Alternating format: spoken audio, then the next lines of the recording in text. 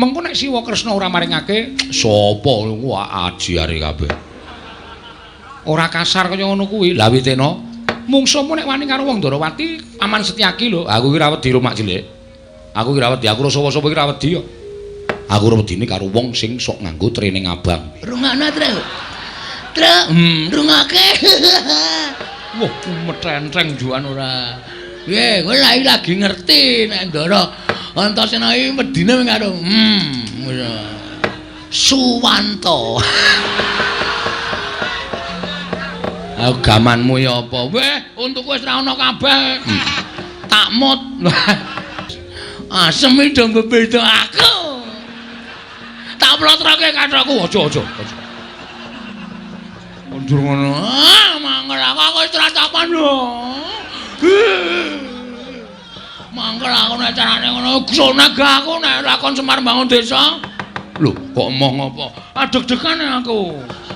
Asem testo Den. Iya tenan. Wah, asem iki. Niki mbantu ora? Mestine aku mbantu. Wong Kakang Antasena kale omong kaya ngono kuwi takon. Wah! Ih kowe, waduh. Kok tak pecah ndasmu lho kowe. Kok ndugang barang gemes aku. Angseng tenan.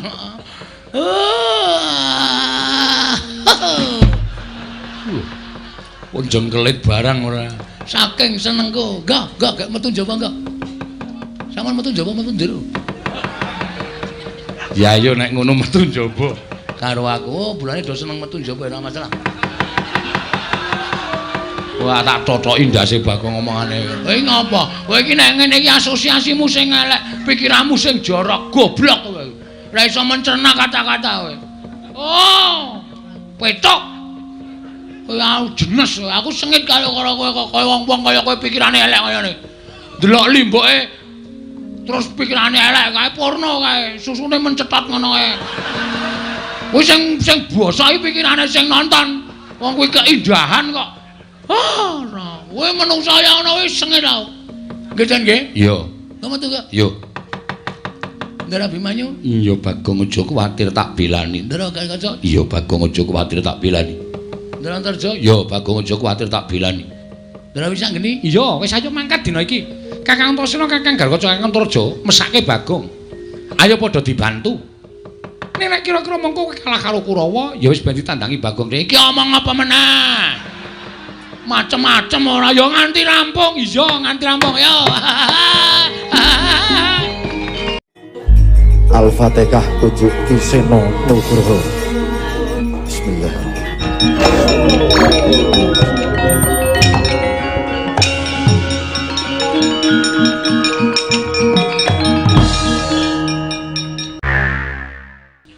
Terus piye nek menurut kowe? Nek pancen ngono wis kompak aku ya saiki melu. Lah ngono. Nek ora kompak ki bakal ya dadine ora apik. Nek kompak nyawiji tunggalan ki apa wae wis to, Gong. Sing bagot, sing abot bakal dadi enteng, sing angel mesti bakal dadi gampang. Lho, ya ta? Sithik akeh disyukuri, aja malah. Oh iya. Ngono lho.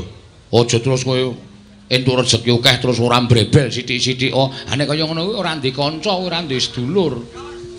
Heeh ya, Tru. Ayo, wiwit saiki kudu kaya ngono. Siap.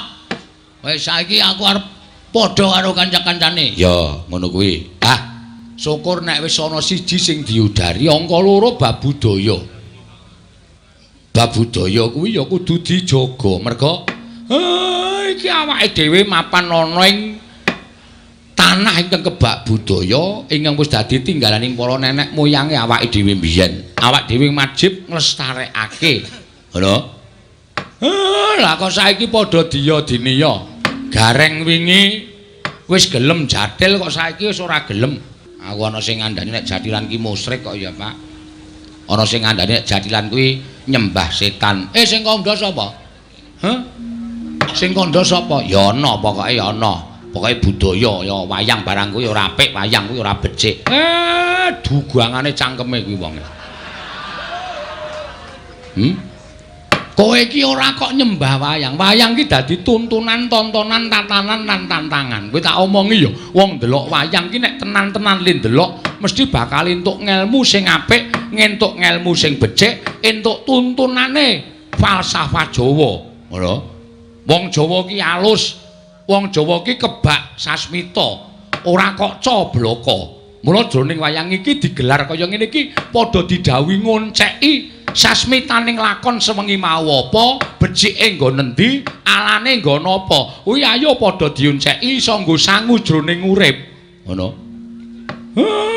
Lah kowe kok percaya karo wong kono-kono sing ora seneng karo budayane awake dhewe. Mongko kuwi wong Jawa kok nglarang adat budaya Jawa. Uteke wis kuwalik. Nggih.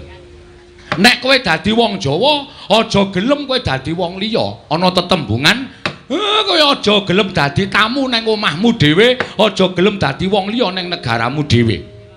Lincak blangkon surjan jarik kuwi tok upakara sing apik, aja diganti sandangan liyane. Wong nyatane kuwi ya sandangan apik, ya sandangan becik. Iket ki bakal ora le nyolong. Lah kok dadi disalahke iki luput ning nggon apa? Kowe kelingan ora? Wayang iki mbiyen dienggo nyebarke agama karo Njeng Sunan Kalijaga. Lah kok dadi ana sing muni kaya ngono kuwi?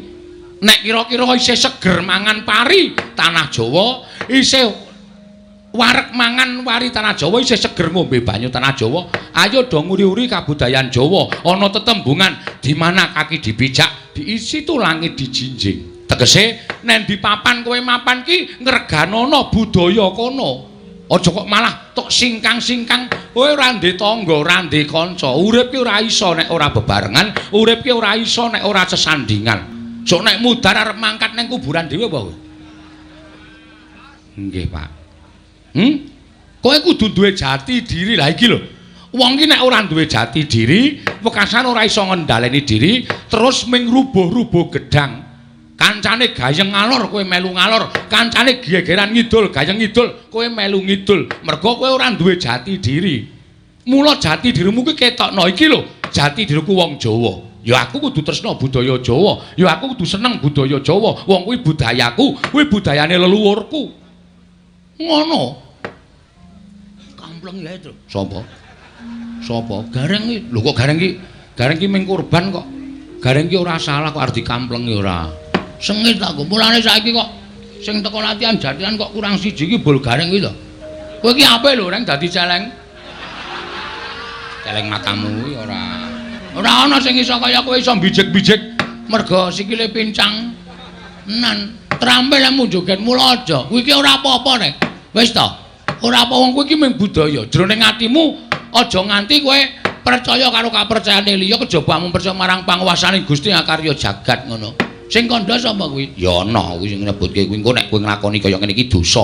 Kowe nek nglakoni kaya ngene iki dosa. Lah iki lho, Pak. Aku ora seneng karo wong sing sithik-sithik ngarani dosa. Sithik-sithik ngarani dosa iki apa dhek iki ponakane sing gawe urip apa? Sing nemtokke dosa iki mung Gusti.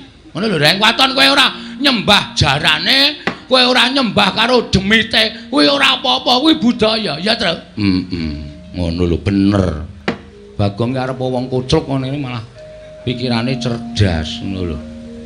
Ayo to, ora sandadak piye-piye. Oh iya sesuk tak menyang truk.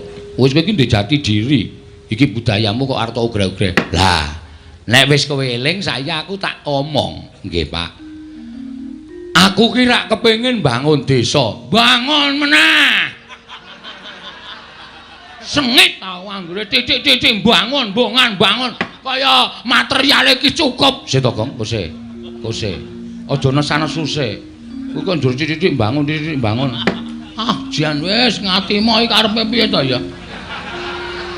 Ayo ngene iki iso pecah ndase suwe-suwe. Ha iya. Nek ya ngene lho, Gong, malah justru kuwi dadi pamecut tumraping kowe. Kudu selalu berkreativitas, selalu berkreasi. Ngomong karo iso wae kene iki. Wis ndase kesel. Ayo kudu dilakoni. Wis kesel bayare ora full. Mula sing jeneng budaya iki ora kok mligi menggo golek dhuwit. Heeh. Ning nggo srawung karo nggo ngibadah. Darmaning wong seni iki ngene iki, Tru. Oh. Dharma iki tegese kewajiban nglakoni urip bebantu marang sak padha-padha. Lah, aku isane nyumbang ya mung nyumbang kaya ngene iki. Heeh. Nyumbang lumantar seni, nyumbang lumantar budaya. Iya, ya bener ngono, Gong. Heeh, ora apa-apa, ora masalah. Terus piye, Pak? Kersane? Aku pengen bangun desa. Piye? Areng Kowe dicor ye. Kowe iki. Bangunku kuwi ya ming sarana bangun lahir lan batin. Tegese bangun lahir kuwi wewujudan ingkang kasat mripat, bangun batin kuwi bangun bebarengan ayuta. Saiki rasa pangrasa ati pikiran ditunggalake. Awake dhewe iki wong sak desa. Yen wong sak desa manunggal tetunggalan dadi apik, wis to, percaya. Desa tanggane sesuk mesti meri. Nek desa siji dadi desa loro dadi kebak karukunan. Desa loro dadi desa selu, dadi sak kecamatan, dadi sak kabupaten, munggahe dadi sak negara rukun apa ora kepenak uripe awake dhewe. Bener Pak menika. Ling terus kersane Bapak pripun? Niki anak-anak mung kari nderek, anak-anak mung kari manut kersanipun Bapak Semar. Nggih. Kersane Bapak pripun kula kantun nderek. Nggih. Kersane Bapak pripun kula kantun nderek. Aku ana syarat-syarat sing kudu dilakoni. Syaratipun menapa, Pak? Syaratipun menapa? Syarate apa, Pak? Apa anak-anak kon urunan semen loro-loro? Semen loro-loro nggo ngapa ora? Ayo mbantu Bapak, kowe wedi reng. Sak rit. Kowe. Sing setengah rit ditibake ning Karangkadembel, setengah rit kaya omahmu. Nggo ngapa? Guru ki kowe. Ya karaku kok sia-sia ki ngapa tegang ora? Aku iri karo kowe. Heeh, ya wis ben bejane dhewe-dhewe kok. Dan tenan kowe iki. Ngene kat suwe-suwe wis ben ora apa-apa. Ha iya. Asem ana gareng iki. Wah, remuk awake karemu. Ya wis ben wong iki senengane ngopo to. Aku tak ngandhake syarat-syarate marang anak-anakku kabeh. Nek kira-kira aku ngandhake syarate kowe iso mujuti apa ora? Kersane siji. Aku kepengin Karangkadembel kene iki ora ketamung sedhela ketunggon kembang cangkok Wijaya Mulya. Waduh, Sinuwun Ndarawati sing kagungan. Iya. Anakku telu sing saguh rana sapa? Waduh, aku nek tekan ngadu-adu ki awakku dadaku sesek Pak. Petro piye Petro? Sikilku ki lagi wae mari asam urat. Aku nek tekan kono ya ora tekan, Pak. Bagong apa? Aku ki meh gejala bisu ya, Pak. Gejala bisu kok iso omong iki, gejala bisu ki penyakit piye aku tak takon karo kowe. Rumangsaku kok ora omongane kok sarwa. Siji Sekar Wijaya Kesuma. Loro ya kuwi Pustaka Jamus Miang Jimat Kelima Sada. Nggih. Angka 3 ya kuwi pusaka kang loro cacahe. Nenggala karo Alugara. 3 pusaka utawa 4 cacahe kuwi gawanen supaya prapta ning Karangkadembel, lenggah sawetara ning Karangkadembel. Nek 3 kuwi iso rawuh ning Karangkadembel, pambangunan desa iki bakal rancak Nalagareng. Ngecemaken astanira kalih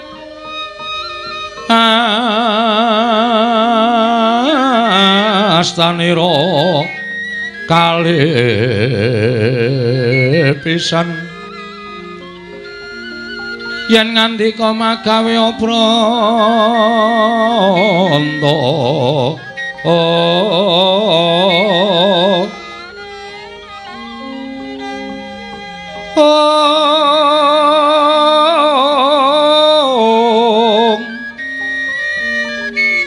yen ngandika magawe pranta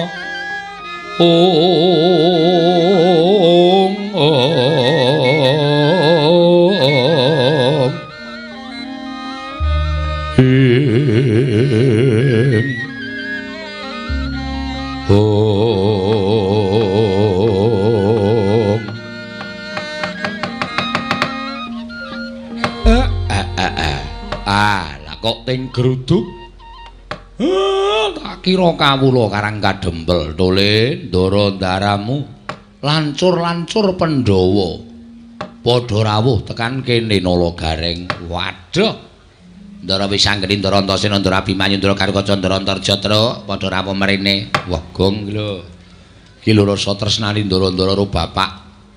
Ndara Wisanggeni, Ndara Antarja, Ndara Karukaca, Ndara Abimanyu, Ndara Antarja tekan kene. Ketuane mesti ngarep Dewi ya, Tru. Cilik ning gleleng.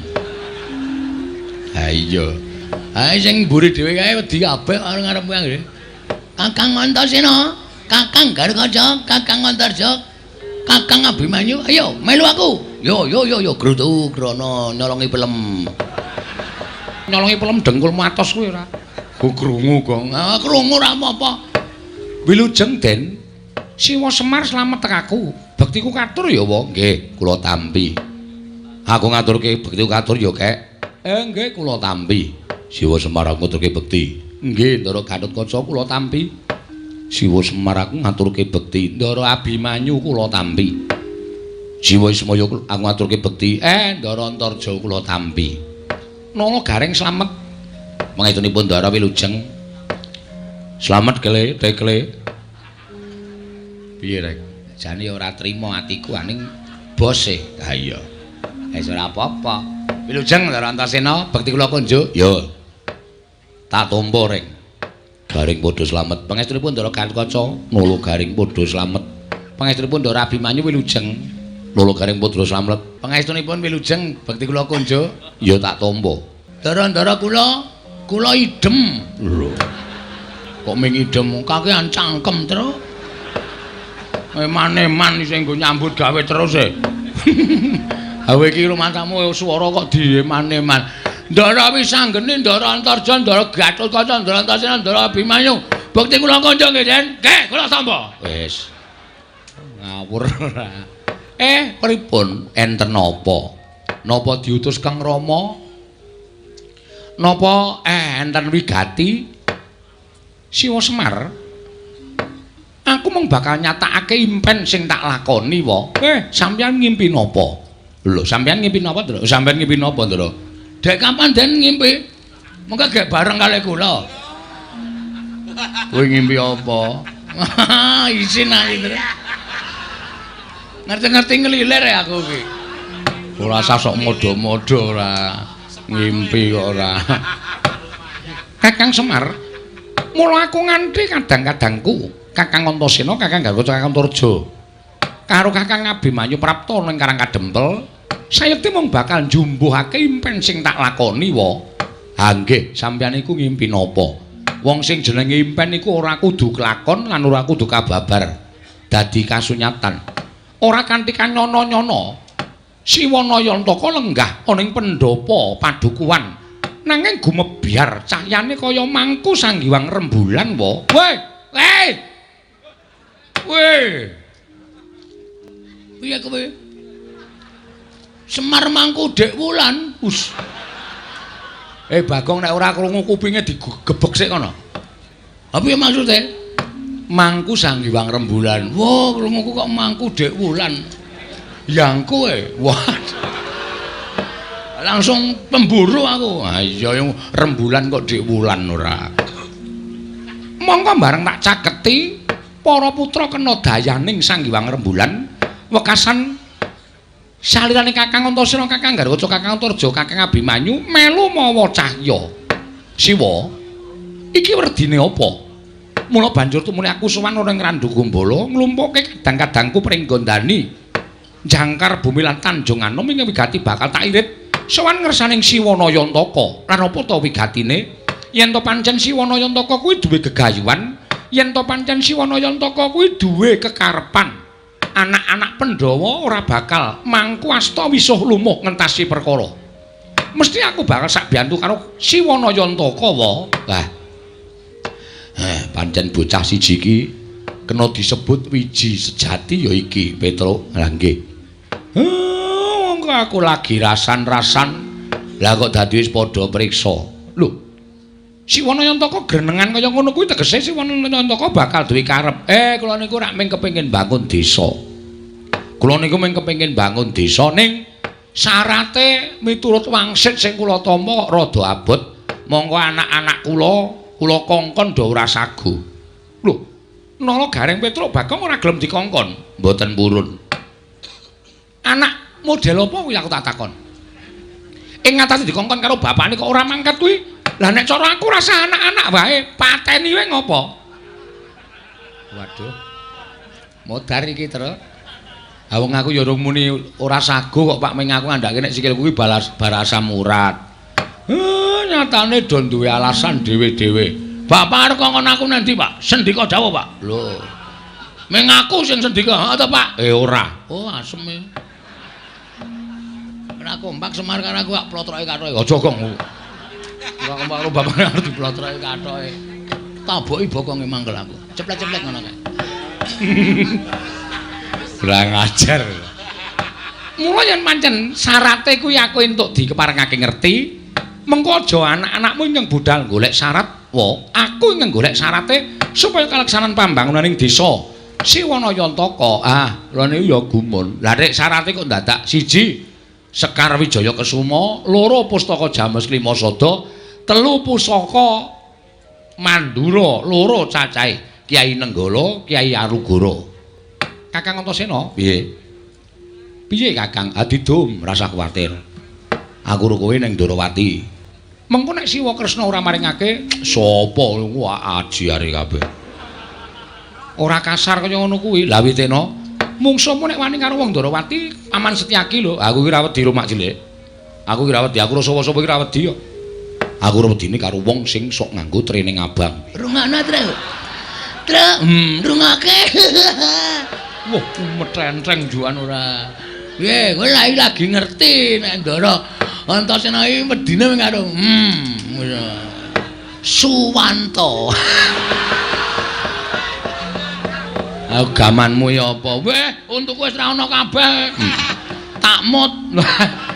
Mesti risi. Heeh. Kuwi mengko didum. Lah terus sing ning Ngamarta kuwi dia pasrahke karo anak-anak sing ditresnani karo para pemuda Pandhawa. Sapa? Kakang Garaja karo Abimanyu. Oh, Kakang Garaja karo Kakang Abimanyu. Hooh, iki rak anak emas. Nganggone sowan negara Ngamarta. Ngono. Pandhawa lilih kabeh. Weh, lah cocok. Lah terus sing ning Mandura, Kakang Antarja. Ora ana kancane, ben dikancani Bagong. Kula mboten iso niku. Lah ngopo? Ning awake rada meriang e. Gong, ming ning Mandura kok. Wah, Mandura iki gawat e. Baladewa e, Tru. Nek nganti kosowan mrono ajeng nyuwun ngambil Nenggala kali Alugara. Kepiye? Matane ra mlek. Nenggala disile dugang cangkemmu. Modar ora kowe. Kowe wae kono sing melu. Aku lho si asikilku asam urat kok. Gareng wae. Lho iki tangane tikle miprate kira sikile becik kon tekan Mandraya nalarmu piye to?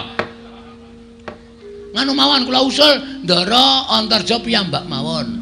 Nggih Den, kendel lho nika. Tenan luwane ndi dhewe wani nggih Den nggih. Ya saura-urane ana kanca, mongko kanca sing tak cocoki ming kowe Bagong. Waduh. Wis ngrekos iki wis. Ngerti aku ora melu wayangan acarane ngene iki. Ya ora melu wayangan ya ditakokke wong kowe iki termasuk favorit e. Hah? Termasuk favorit. Nggo ngilangi lumut. Kae kaporit. Favorit ngono lho. Ha iya. Wis rasa disilaki kudu saguh. Lah nek ngoten kula mung kari manut mawon, Ndara. Ing rikat lampahing rata tanpa ndara. Prapteng sukuning argeram kang tumingal.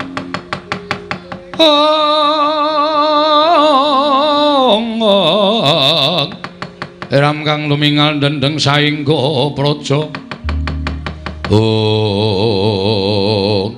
Praptaning Begawan Durna tuwin patih Harya Senguni dumrajog tanpa laraban.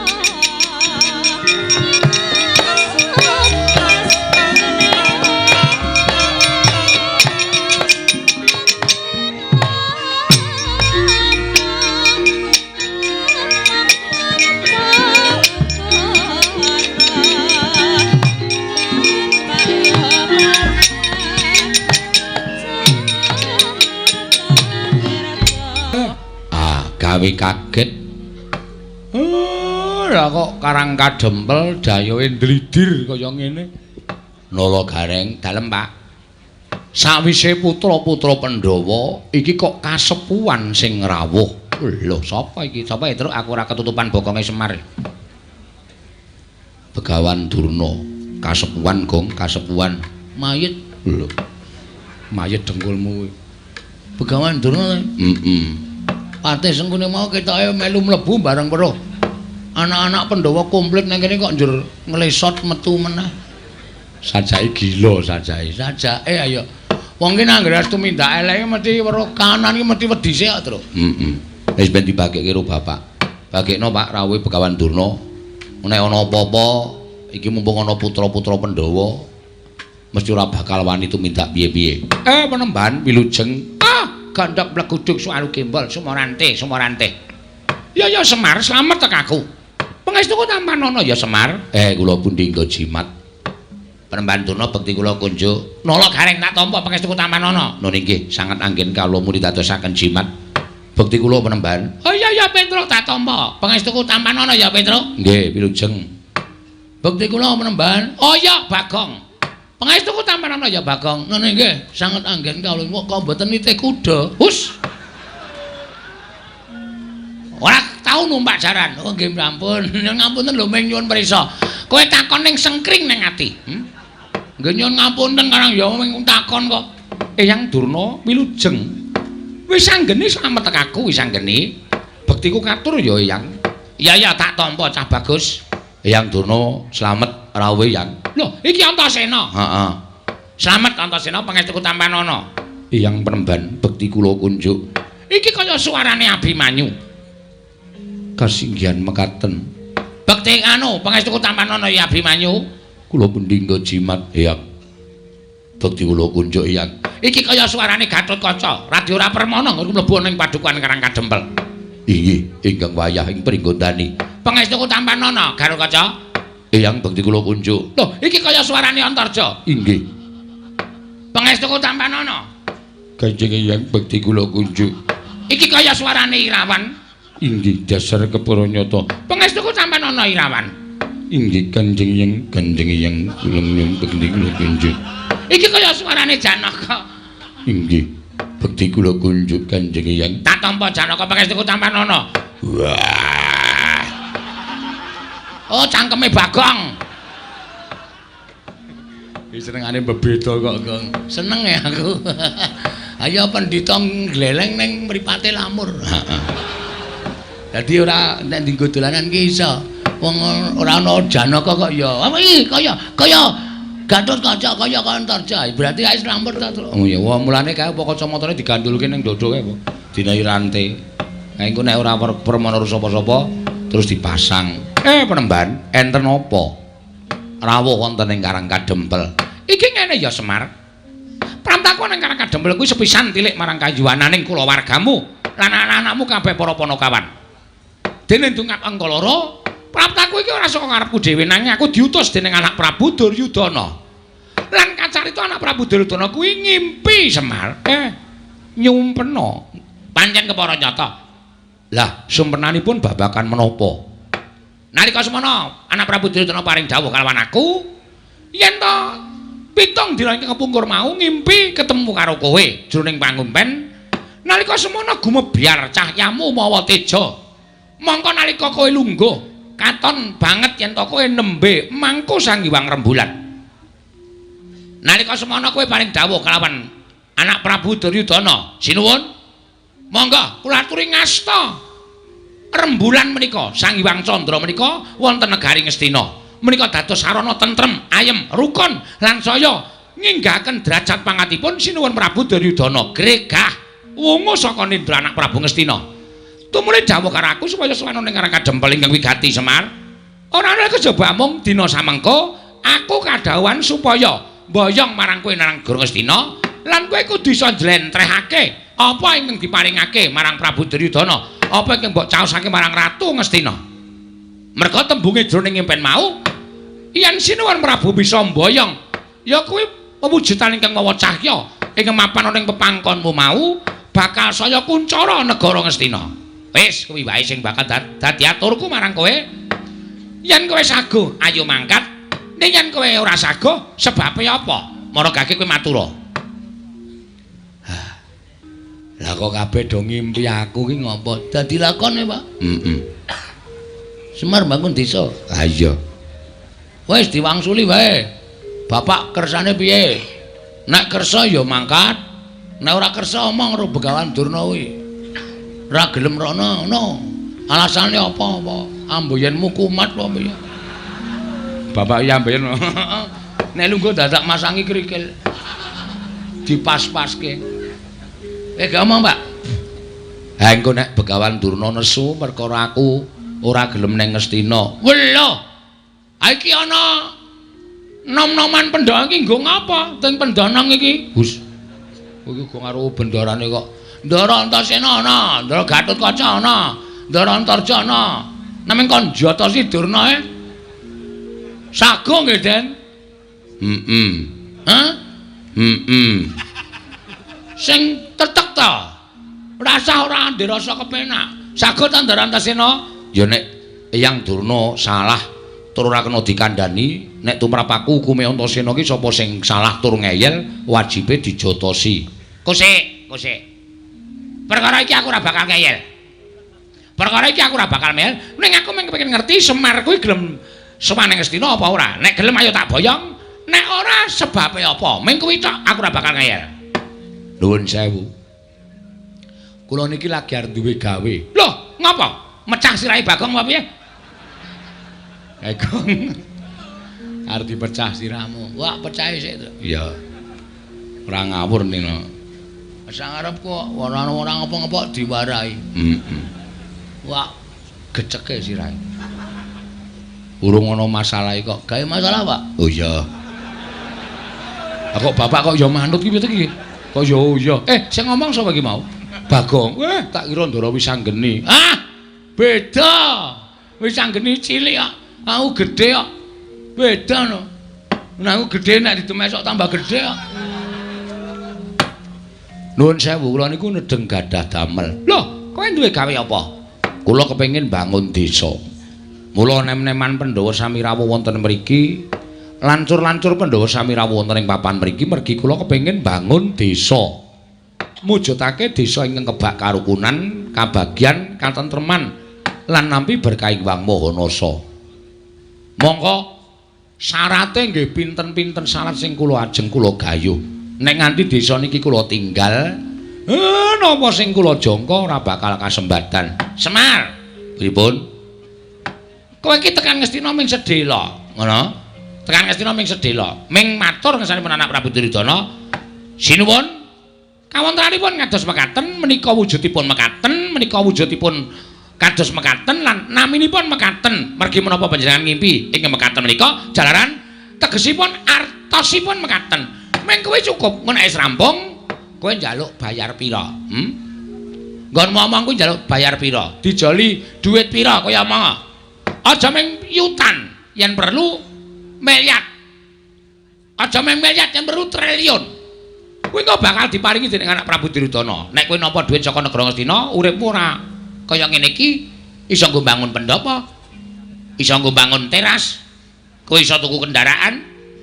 Manganmu sebentino ora ming sego jagung ning beras raja lele nek kurang enak ya raja kutuk kuwi kok iso nglakon kabeh tak kandhani iso nglakon kabeh Paton kowe gelem tedhak ana negara Ngastina kowe gelem sowan ana Ngastina nanging nek ora gelem sowan ana negara Ngastina Semar ora jeneng aku ngancam lho ora jeneng aku ngancam ning apa kelakon aku ngruda peksa karo kowe nuwun sewu napa sampean mboten menggalih enten riki kathah lancur-lancur Pandhawa sing saguh mbelani kalian Semar. Oh, kowe ngendelke bocah-bocah iki. Kowe ngendelke nom-noman iki. Kowe ora melek apa Semar? Iki meng putu-putuku, iki meng putu-putuku. Selagine bapak-bapakne wae do wedi karo aku, do gila karo Begawan Durna. Lah kok aku meng tok gegiro karo putu-putuku dhewe, karo anak-anak Pandhawa. Apa mbak nek aku wis ana anak Pandhawa iki aku wedi karo kowe? Oh, aku ora bakal gila karo kowe Semar. Nek kowe ora gelem, kowe tak rudha paripeksa Nayantaka.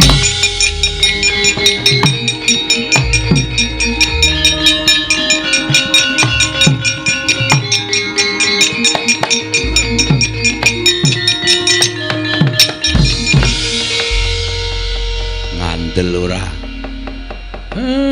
Bocah iki arep ngopo iki? Hei. Arep metenteng ya, Pak. Ayo metenteng tunguk ngisor, tunguk dhuwur metenteng keleke pasrai. Wis tak semprot. Nandurna? Lho, iki Bakong.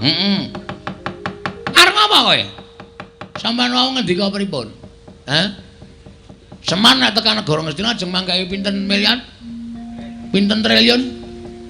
Sampeyan tahu wae Semar niku mata duwiten. Sampeyan tahu ngerti lho, Semar niku teng pundi-pundi njaluk bayar? Mboten. Semar niku ndongani sajan wae dikai dit ra gelem. Semar niku mimpin genduran wae disangoni ora gelem. Apike Semar teng mriki niki lho. Nang perkara negeske impen tok Semar terus njaluk duit miliar, duit triliun. Niku anggepe bapak kula niku mata duwiten apa piye? Heeh. Nang bapak kula niku duweni penemu, duweni jati diri ora gelem rawuh teng negara Ngastina. Niku sebabe bapak niku duwe gegayuhan. Inggih menika mbangun desa. Monggo syarate angel, syarate kudu digayo. Nek bapak ninggalke desane teng negara Ngastina tegese bapak niku mementingkan diri sendiri tapi tidak mau tahu tentang keadaan orang banyak. Wah. Edian Bagong kata-katane apik. Meneng sik Antasena. Wah.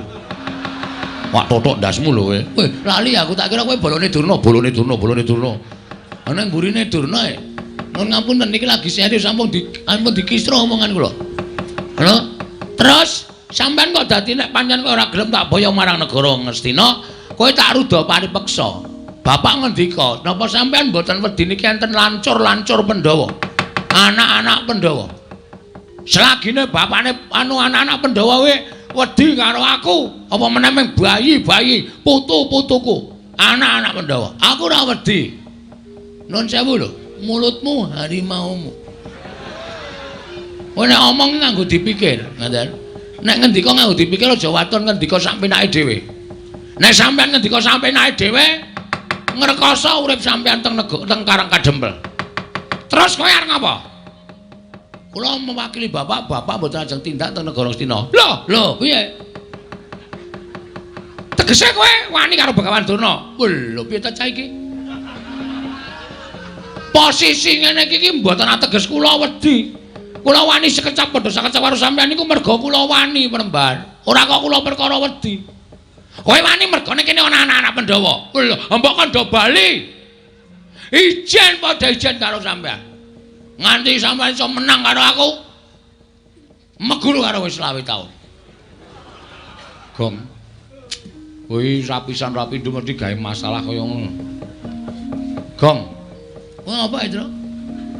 Mbok wis mundur kuwi perkarane bapak kok. Santai wae to. Kowe goblok kok goblok piye? Ha iki nek ora digawe masalah terus piye mengko bar limbukan bubar. Nganggo utek ngomong ora. Kene iki ya karo mikir padake. Terus kok bar limbukan kilang-kilang arep ngopo iki? Wah, tenan dijaluk nes dite. Ha iya. Iku mula digawe masalah Durna ora wani tak gawe supaya wani. Ben mengko ana terusane. Konjur padake ora ganggong-ganggong. Lha nek ngono kowe wani karo Begawan Durna, sing tak wedeni apamu? Bagong, gandeng aku tak bengok wis ceng-cengan.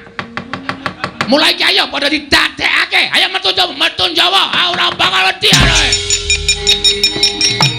Ayo. Wah.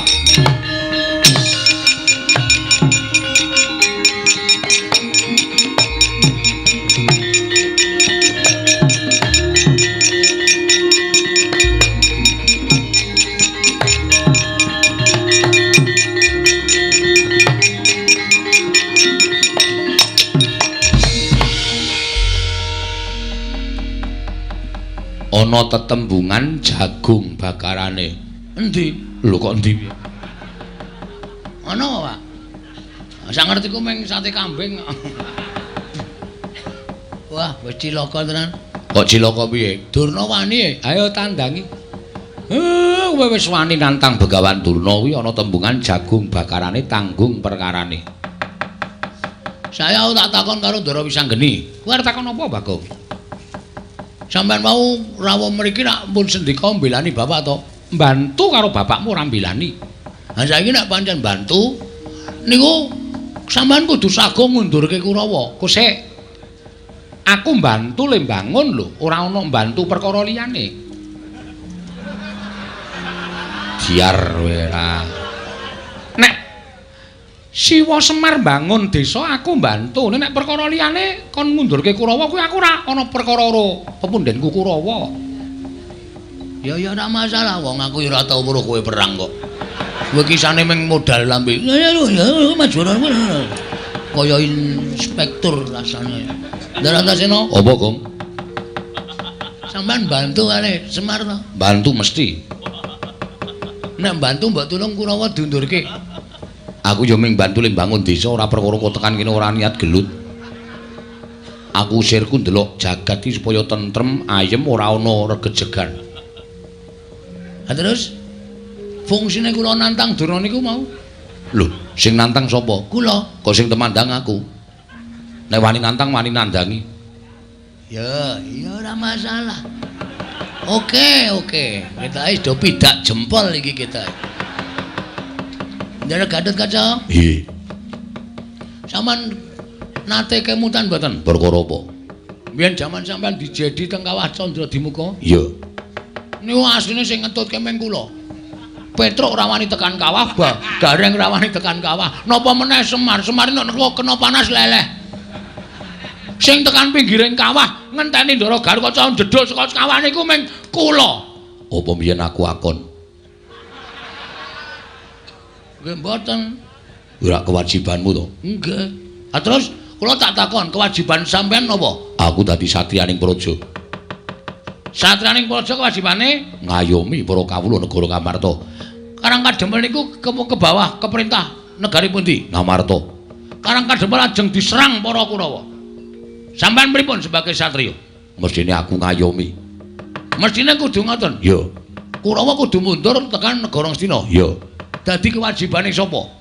Sing ning Karang Kadempel sapa? Kula kali Bapak kali Petruk kali Gareng. Terus nek kowe masrahke perkara kabeh marang Garukaca, apa rampung perkara negara?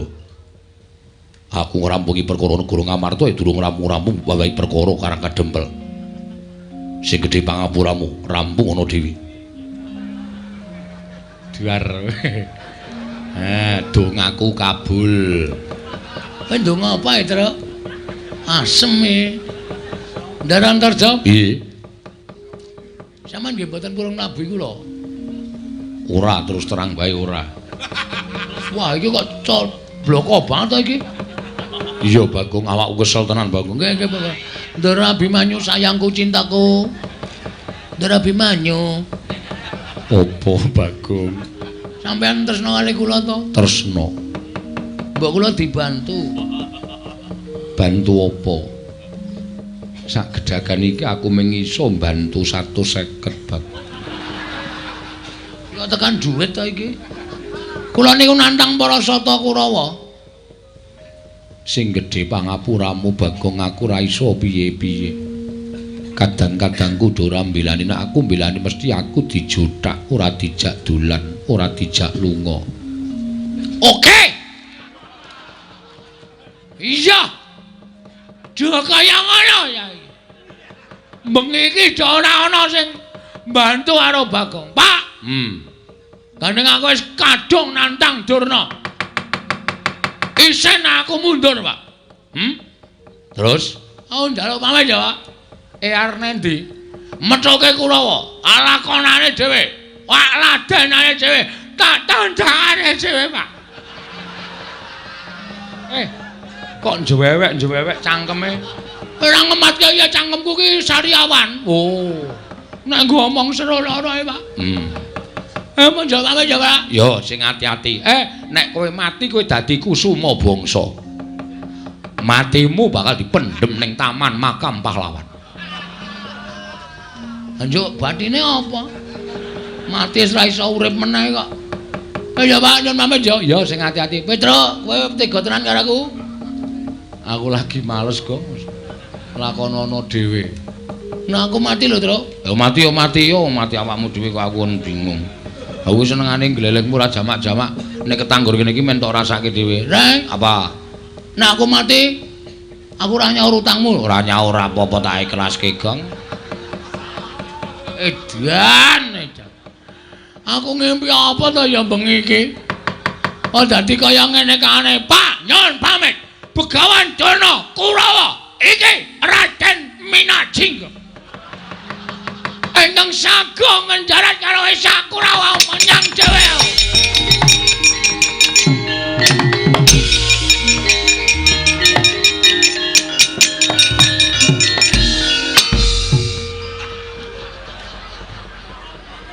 Kok tekan kene? Aku liwat mburi omah ya, Pak. Aku bareng tekan ngarepan kok rasane tratapan keweden. Terus menggok liwat mburi omah. Mulane pitike do bubar kabeh. Lagi do angrem. Kok marahi bubarke pitik. Truk, mbok ora ngene to, Truk. Aku bantunen. Gong, ngapa kowe ngejak omong aku? Ora sayang karo aku abdimu ora tok belani kowe. Rasa kuwatir, sing maju aku. Tenane. Tenan. Asli? Asli. Meng dhewe. Karo Kakang Garukaca, ya Kang? Iya. Karo Kakang Antarja, ya Kang? Oh, Dimas. Karo Abimanyu. Ya nyu ya. Inggih, Kakang Mas. Asem do bebeda aku. Tak plotroke kathokku, aja. Mundur ngono. Mangkel aku wis tratapan lho. Mangkel aku nek carane ngono sonega aku nek lakon Semar Bangun Desa. Lho, kok omong apa? Adeg-degan aku. Asem testo Den. Iya, tenan. Wah, asem. Iki mbantu ora? Ah, mestine aku mbantu. Wong Kakang Antasena kale omong kaya ngono kuwi takon. Wah! Ih, kowe waduh. Kok tak pecah ndasmu lho kowe. Kok ndugang barang gemes aku. Angseng tenan.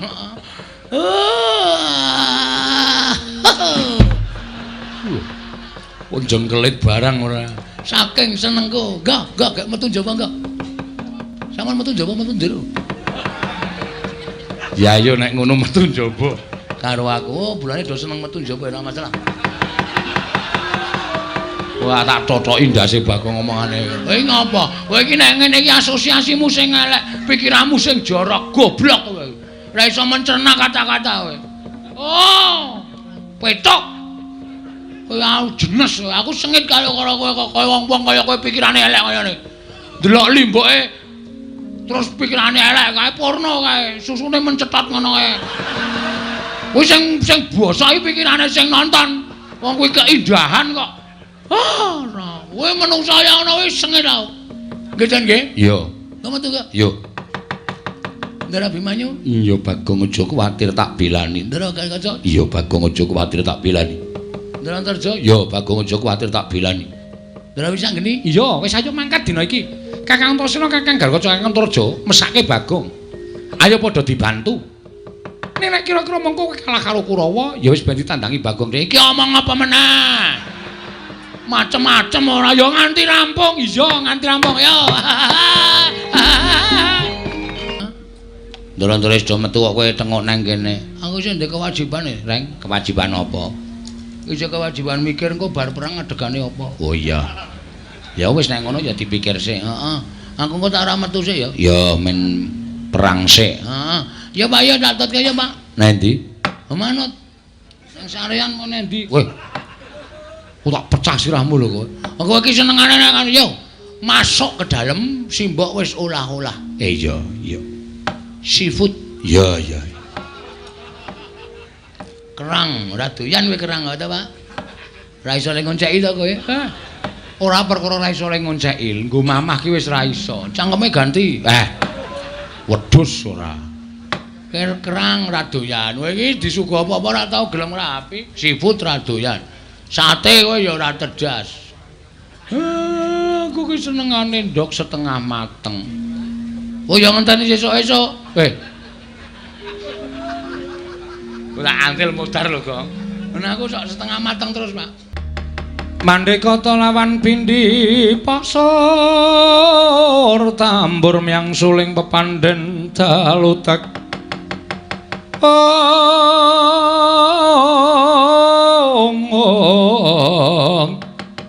Miang suling pepandhen dalutek.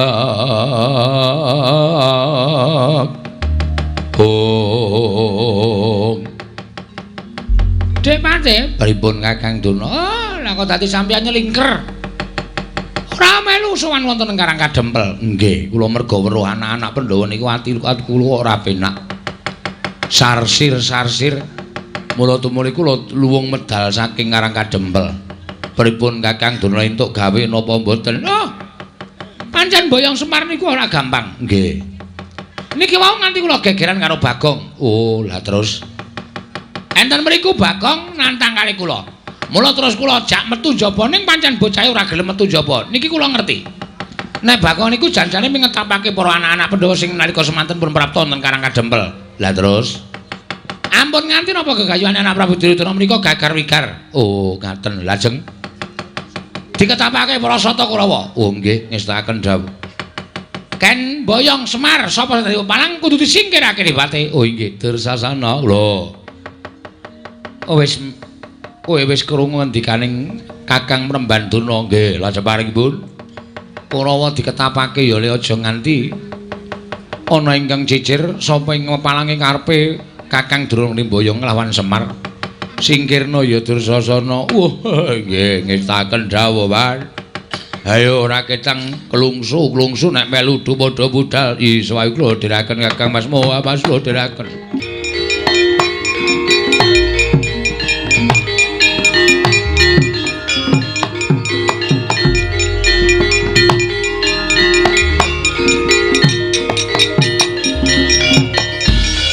Kawawa keperanggul mungguing ajurit kepapak bawatnya bentar bawatnya bentar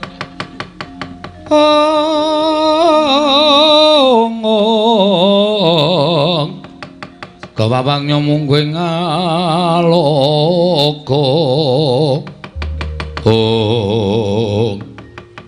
Antasena Pakde Surtayu iya lha kok dadi kowe ngaglah ning dalan monggo sing ngendikake Begawan Durna yen to Bagong ingkang wani nyentulani rembuking Bapa Penemban Sukalima.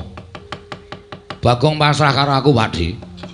Perkara tentreming Karang Kadempel dipasrah karo anak-anak Pandhawa. Nek Pakde Kurawa arep mboyong karo ya kuwi kakekne Semar, aku sing ora ngeparangake lan aku sing ora ngiklasake. Mergo kakekne Semar lagi duwe gegayuhan yo kuwi bakal mbangun desa Karang Kadempel. Mula saiki Pakde kundur. Lho, bali piye? Baliku kudu mboyong marang Semar Badranaya. Nek ngono Pakde arep nekat. Ora wira-wira antas malang-malang bakal tak putung. Ya, wis tak antepi pancen kudu dadi pasulayan.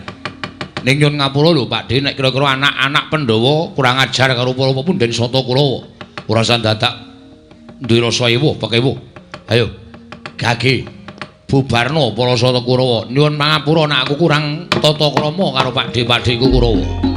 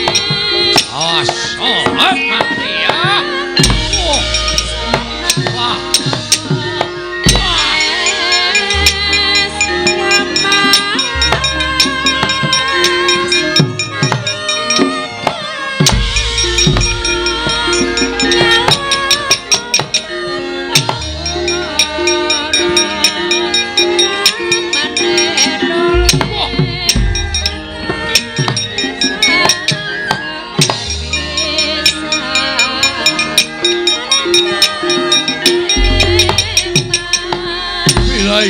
Oh. Mati.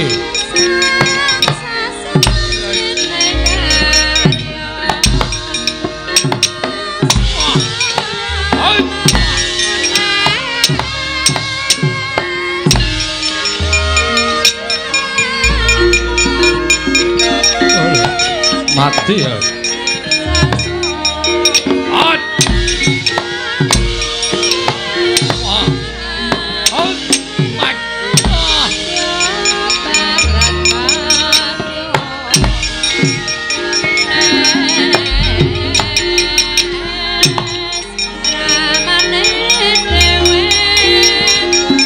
Cocok tumbak jebol dadamu barang.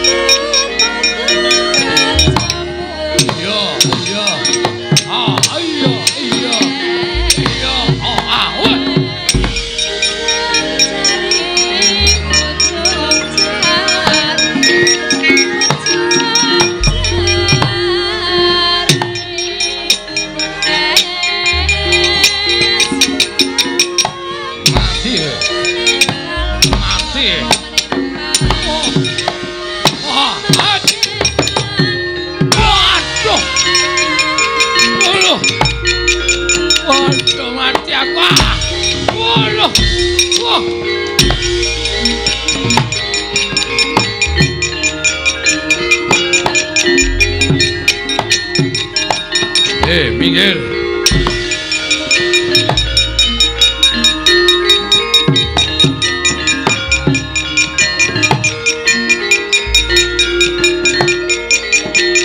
Wah, Gatotkaca dasar para nyata. Siwa Artamarma mboten purun kundur kula ing badhe ngunduraken Kurawa. Wah, kelakon pecah dadamu. Monggo diwejajal. Mati. Wah. Pecah dadamu. Wah.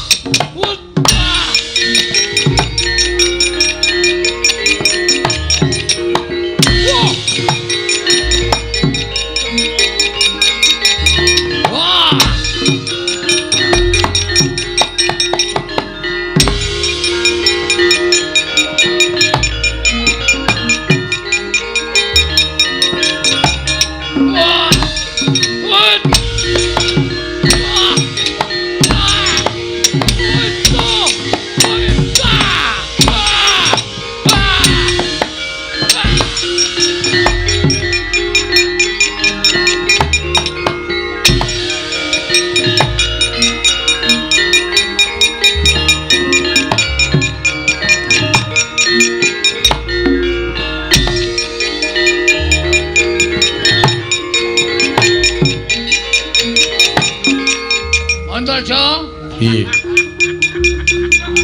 Pakdi Durmagati. Cemal tak jaluk.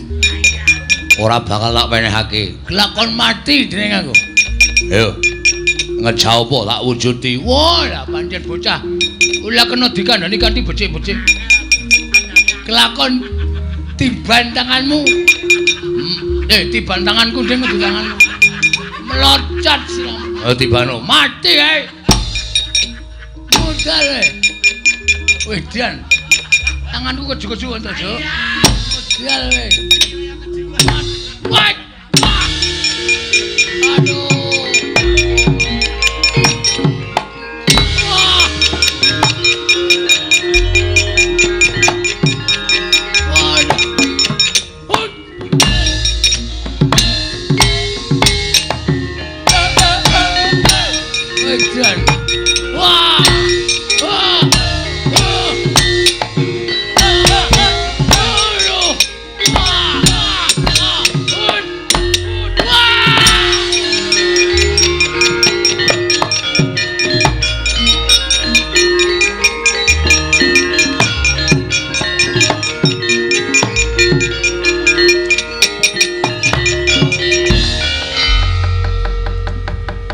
Mundur man. Para putra Pandhawa ingkang jagi dhateng Semar. Menawi kula kalian paman tetep badhe maju menika mangke malah kirang-kirang bejanipun wonten kurban. Kula semanggaken. Kose Sertayu wonten dawuh. Mungsamu sapa? Antasena, Man. Weh, lah ora pati nduga men. Tenan to wis tak bedhene anak-anak Pandhawa mesti melu ngayomi karo Semar. Mundur-mundur. Iya. Kono ngaso kono. Iya. Bejah kula, Man. Mungsamu sapa? Kartomarma, anak kula Pringgondani Gatotkaca. Nyamber ngiwa, nyamber nengen. Sampluki sirah kula, Man. Kula semanggaken. Dheweke iso mabur, ora iso mabur, li temandang sak penake dhewe. Sikile nendang ngiwa nengen, nendang nengen, ngiwa nengen, ngiwa nengen. Ha iya, karang ya trampil kok gawe nggih. Wah. Durma gati perang. Pelang, Man. Temu sapa? Wangsareja. Sapa? Wangsareja. Wangsareja ki anake welku dolo cek mbalep Antarja. Wah, Antarja. Kula antem dadane gak apa-apa. Weh. Barang dheweke klidha, kula di anu pidak cikil kula. Apa? Dipidak cikil kula, Man. Nyet ngonten disikut cangkem kula cicit. Barang niku dheweke le temandang ngeceban, ngeceban ngenten iki ming tangan siji ngenten. Kula maju sikut cangkem kula tiil. Secandak sirah kula jegloke anu dengkul ngene deng-gleng-gleng diwalik kayang cengele ding. Kok kaya aku ora iso mbayangi to. Mang mriki. Sampeyan dadi kula dadi Antarja. Kira-kira iso apa kowe mraktekke? Belum apal, Man. Sampeyan maju, hop ngandani to joloke bludak. Maju mulih, sikut cangkeme dies ngenten. Terus tangane ngenten iki set, ngenten iki terus tampani tangan kiri jegloke raine jegloke dengkul blek. Terus gondono diwalik antil cengele. Ngenten iki. Oh, ngono to ping pindho. Oh. Diesit ngenten. Dis walik set ngenten terus ngenten iki ludung ngenten iki. Kewan iki. Makne cilik kok terus dienggo praktek ora. Sak penahe dipun cak madya mawon. Ah iya. Sapa sing urung maju? Man. Kuku kula ajeng maju, Man. Ya, maju. Wani apa kowe? Wani. Mung suwe to, Man? Mung suwe akeh. Wedan. Sapa wae? Antarja, Antasena, Gatotkaca sing ketok Abimanyu ya ana. Karo Panakawan. Wah, lata. Gugu karepe dhewe. Arep mungsuh sapa? Kuku kula niku wong tuwa. Nenek iso Antasena, Antarja, Gagah. Gatotkaca kuku kula dukumba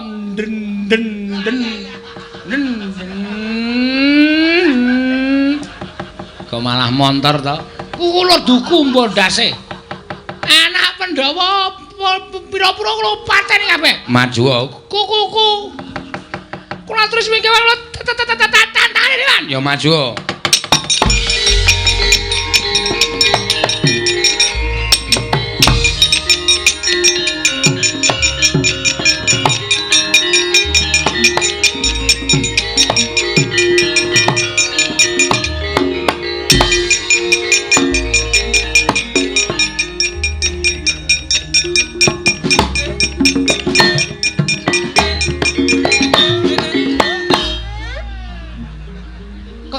Banter ya. Utus.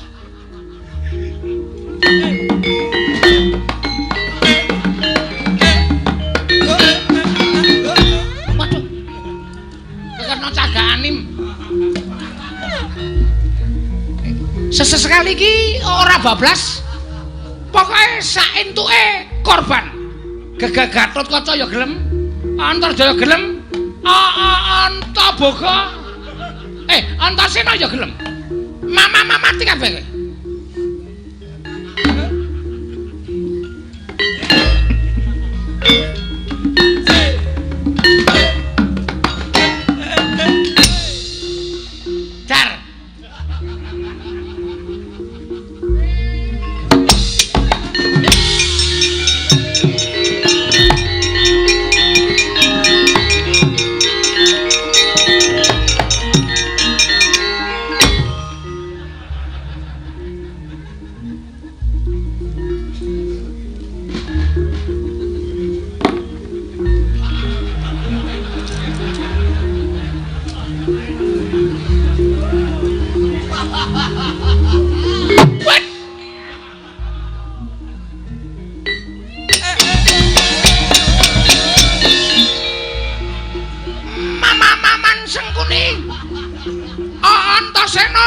Dubur. Gugur.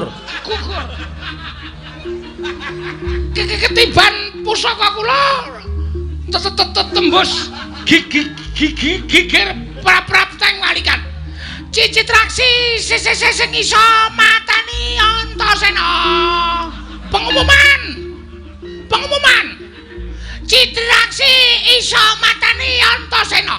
Antasena almarhum. Kena pusakaku. Pengumuman. Mama-maman. Sesengkuni budak. Mama mangrungake.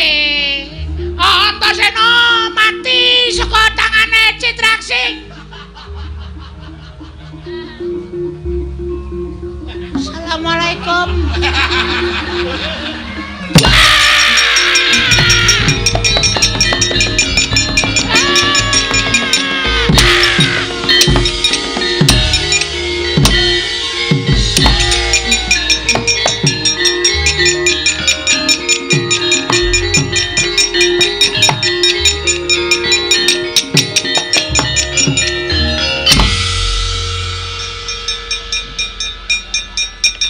Modar. Ora sembodo karo ling gleleng. Cit.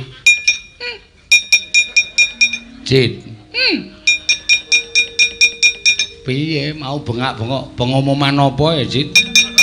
Aku kok ora patek nggatekke. Basikur. Waduh. Kok lambene ngemu getih kaya ngono? Meman. Sampean weruh. Sampean weruh. Kuku kula mateng. Maju. Heeh. Nggawa pusaka. Weh. Pusaka tinggalane putu kula. Piye to cah iki? Tinggalane mbahmu. Mbah kula. Heeh. Pusaka kula tumpake teng Gendewa. Heeh. Pusaka kula mbet-mbet. Iya. Kula culke kebat kaya kilat. Keset kaya silet. Katet. Cul. Heeh. Kena dadane Antasena. Oh, Kuku kula joget seneng banget. Nantun jeng. ketoke kendangane ora ngono iki, Mas. Kuku kula wis lali. Ha iya. Nantang pokoke kula seneng banget. Sampeyan krungu kula bengok-bengok. Krungu. Pengumuman Antasena mati. Kena pusakaku. Terus Bareng kuku kula balik. Niku tangane Antasena codap nyekel gulu kula cek. Terus kowe? Kuku kula wis njaluk ngapura karo sing kuwasa. Lah sebabe Ra urung mati. ha iya. Jojo kanggo jemparing trai kula man jliar. Kuku kula kejek-kejek. Dene candane kula jreng dumbulke sabetke sakayake prol. Tiba Teng sound control. oh. Apa? Sound control. Terus teng mriki niku. Oh, ayo mulane ora sok aleman. Burung kuwi nek nganti ketemu Panakawan apa ora hancur lebur awakmu. Mula aku wis omong karo kowe ta, aja sok wani karo Antasena. Antasena kuwi wong digdaya. Nek nganti kowe wani, padha karo kowe wani karo malaikat. Nek wani karo Antasena, aku ra iso omong kowe ayo mundur, kok kowe dadak maju, cah goblok. Man ada apa ya, Man? Ana apa kok kaya keweden? Di. Madhep rene. Waduh. Terus ke ora? Ora wis. Kowe ngawur. Ngawur piye? Sing tak nggo nyocoki cangkemku apa? Ayo panahmu to. Lah kuwi salah. Nek kowe arep ngentemi karo aku arep nyocoki panah ki nggo panahmu dhewe ora. Ora njaluk panahku. Ha panahmu ngenengi karo aku kok. Mau kena tenan ora? Ora. Sedrata kaya kena. Tak kempit. Edan ran. Aku ki goblok-gobloke wong. Ameng dikempit kok bongae ra jamak-jamak. Wah, Lah, kok kaya rumah saku kaya rasane padha e. Susune nek ngombe ora mendelik-mendelik. Saedan. Pak Deku Kurawa iki janjane lucu-lucu lho. Meng kok pakartine aku ra seneng, munggo aku seneng pakartine lho tak uripi ning kasatriyan tak nggo hiburan saben dina. Apa padake ngoningon? Paling jajalan ora. Kok metune arep wani po? Lho, lu meng genahke. Ora arep wani ngopo maneh. Karo to wani demen modar apa? Ayo ta? Wis kono mundur. Mundur. Bali. Patih Sengkuni ora gelem bali jotosi wae tadi. Hah?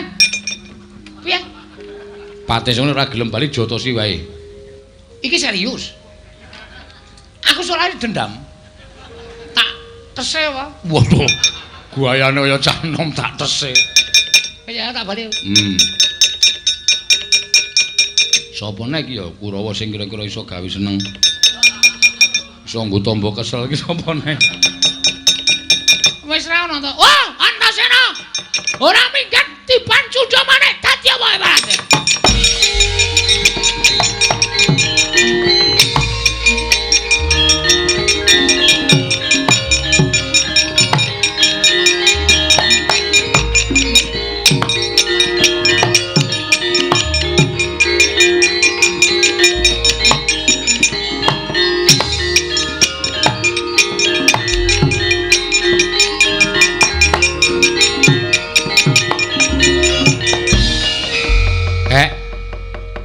Eyang Durna nggawa cundha manik. Ngamuk punggung Suratamtahane Rebaya Nirwikara. Tapasrahke marang Kakek Semar nek nganti anak-anak sing methuke ndak engko malah katriwandan. Kula aturi seminggah, Ndara, mang semingkir. Durna kula balekke teng Saka Lima ndak dadi maksiat.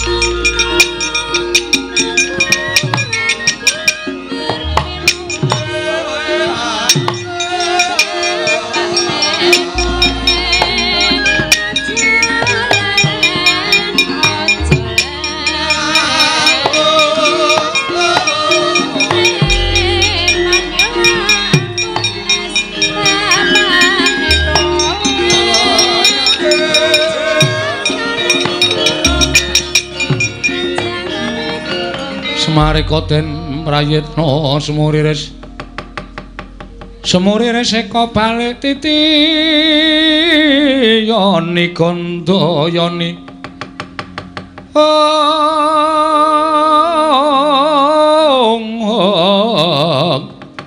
Trisanya purnama sasi gilar-gilaran ing tengah latar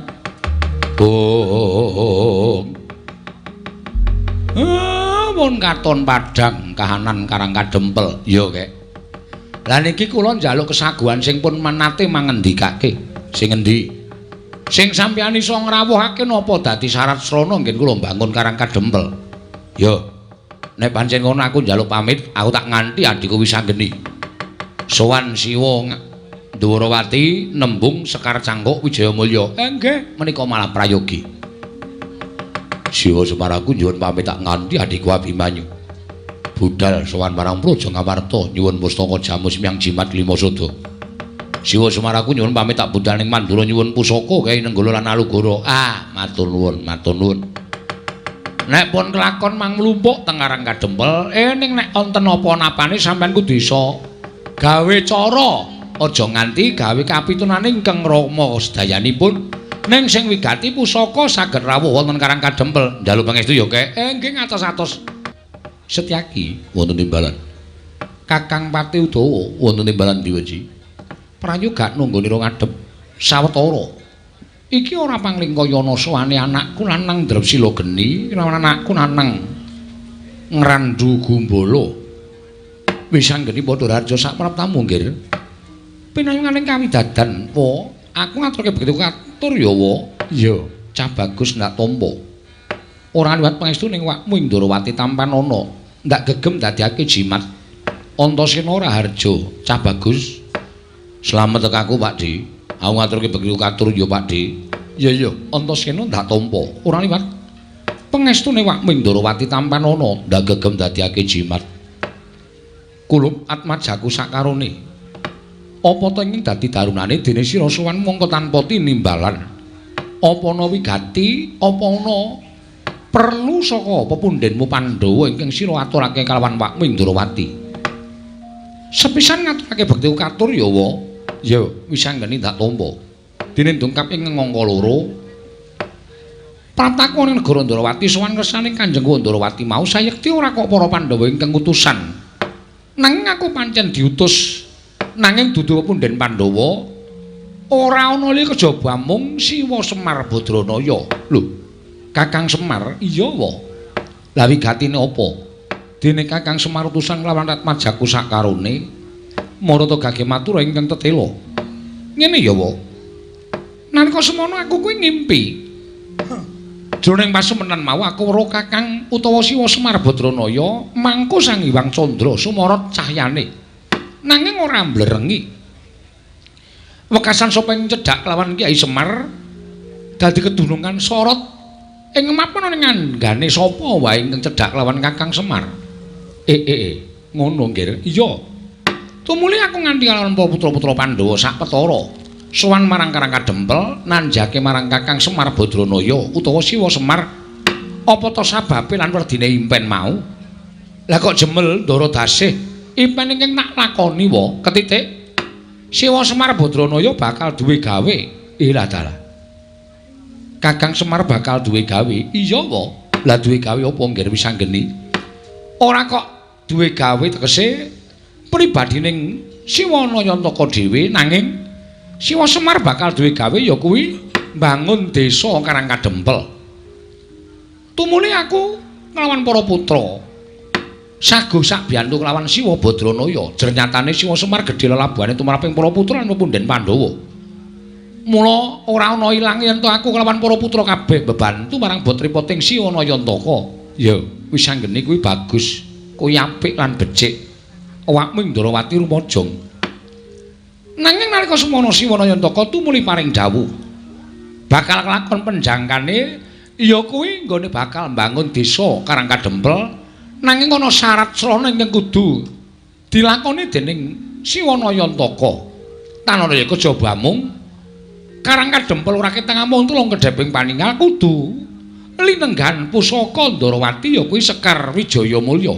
Mula wae gandeng para putra ing pandhegan anakmu Drepsila Geni iki wis saguh mbantu marang Siwa Nayantaka. Tumuli aku tinuding mbudidaya sarta matur marang kenjenengane Ndrawati muga kepareng nggalih. Aku nyuwun Sekar Wijaya Kesuma bakal tak boyong marang Karang Kadempel. Mengko yen wis rampung nggone Siwa Nayantaka mbangun desa tak kondurake marang negara Ndrawati. Siwa Ndrawati Siwa Prabu Kresna.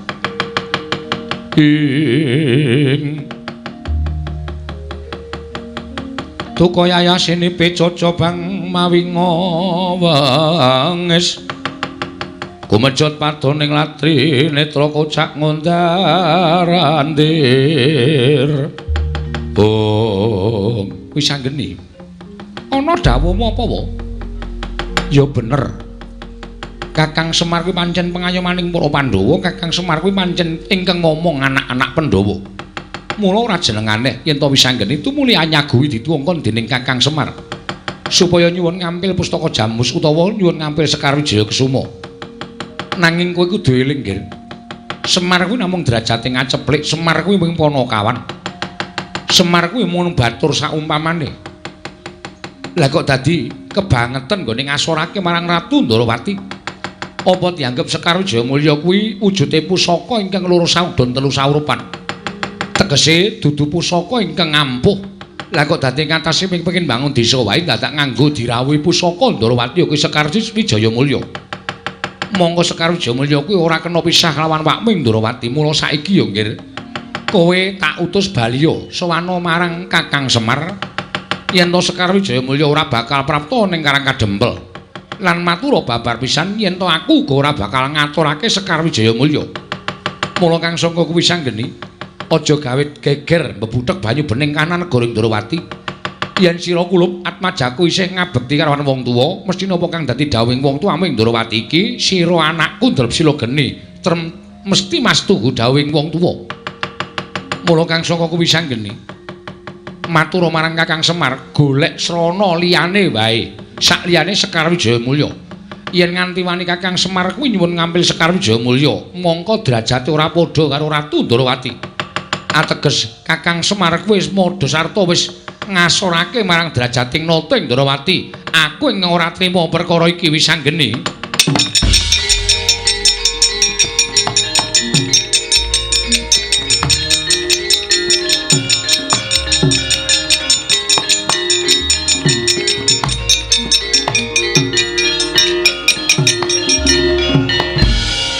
Nuwun sewu ya, Dik. Gandeng iki mau wis didum adil sing rembugan wis sanggeni ning nek ana dukaning Siwa Ndarawati sing nanggung Antasena. Mula gandeng sampeyan wis paring pangandikan sing akeh-akeh, aku ngugemi ngendikaning Siwa Ndarawati. Ning nuwun sewu, sithik wae aku tak matur marang panjenengane, muga-muga aturku iki dadi pangolahing penggalih Siwa Ndarawati nggone gelar lan gulung atur Antasena. Antasena karo matur apa? Ngene, Dik. Perkara sampeyan ngonekke Semar ki wong derajate ngaceplik, Semar ki ming wong loro saurudun telu saurupan, mung Panakawan wong sak jagat wis padha prisa. Ning wong sak jagat ki ya padha ngerti yen to Semar kuwi pamomong agung, tegese Siwanaya Ntaka kae arep derajate ngaceplik nanging kae Dewa Ngejawantah. Lan aku ngerti Pandhawa bapak-bapakku wong tuaku ki tanpa sumanding kelawan Siwanaya Ntaka tangeh derajate iso munggul. Tangeh kanugrahan sing tumanduk marang para Pandhawa kaya ingkang wis dilakoni dina iki. Mula gandeng pangendikane Pak B sadhae ngiyas karo Siwanaya Ntaka, aku sing ora trima. Lho, Antasena. Lah kok dadi ngawu gawar ucapmu kowe matur yen to ora trima. Yen kowe ora trima karo Nata Ndarawati, kowe arep ora trima. Piye? Pak D gelem mari ngambil Sekar Wijaya Mulya apa ora? Yen aku ora gelem. Tegese Pak D ora tresna karo Siwanaya Ntaka. Aku tresna karo Kakang Semar, ning tak kon mulat karo kahanane. Nek Pak Dewa ora maringake saiki ngene wae. Gandhengaken gunung sing tanpa guna. Nek kira-kira sampeyan tak tantang jotosan piye? Lho. Kowe aja edan lho kowe. Aku ki wakmu, aku ora peduli. Mergo aku sagu karo Siwanaya Ntaka. Nek nganti aku bali tekan Karang Kadempel ditagih karo kakekne Semar, endi Ndara Antasena? Sekar Wijaya Mulya aku ora iso ngaturake isinku tanpa upama. Mula tinimbang aku isin karo mati iki tumrap Antasena, aku luwung milih mati. Dadi upama aku tak nantang karo sampean aku kalah, aku ora apa-apa. Tekaning pati tak lakoni nggonku labuh karo kakekne Semar. Wila edan iki ora edan, iki tenanan. Lah kok dadi kaya ngono ucapmu? Wolah. Yen ngono kuwi jeneng anak ingkang ora ngabekti karo wong tuwa. Aku ngabekti karo sampeyan. Nek sampeyan ngregani karo kakekne Semar. Nek sampeyan ora ngregani karo kakekne Semar, nggo pitahu apa aku ngabekti karo Nata Ndarawati.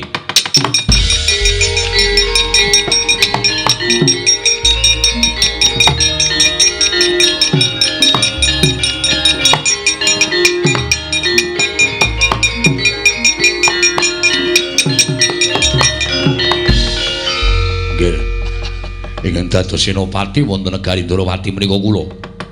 Menawi jenengan niku anggere Antasena menika badhe nantang dhateng Sinuwun Prabu Ndarawati, padha karo sampeyan niku wis ngasorke derajate senopati Ndarawati ingkang paman pun setyaki. Bagus. Wis ngene iki malah dadi geger tak lakoni sisan. Siwa Udawa melu ora? Wah mboten, Nggur. Pun kula kantur ngaton ki mawon melu-melu malah ngrekoso. Nendi papanipun enten kadedean Mak Cilik? Medal Jawi nggih. Yo, tak lakoni nami musuh Mak Cilik.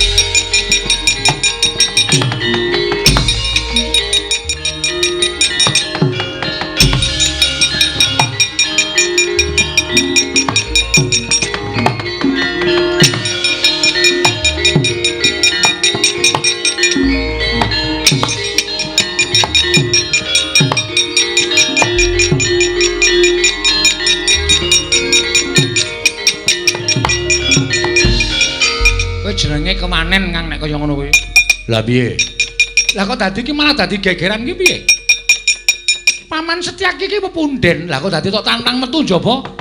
Ah jengkel aku kowe iki omongan ora rampung-rampung kok. Aku nek omongan rampung-rampung ki rasane kaya gemes kae lho. Wis ngene iki siji-sijine cara supaya aku iso mboyong Sekar Wijayamulya.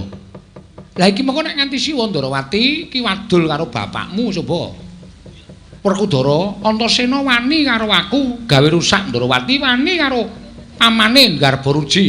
Wah, ora usah ditiroke. Wagu nyirokke. Antasena idak-idak upamane ngono piye yo? Ora kriwikan dadi grojokan Gogya dadi angsan to? Lah terus piye aku nanut kowe? Kowe meneng wae. Sekar Wijaya Kusuma tak colonge jarane. Wis manut aku.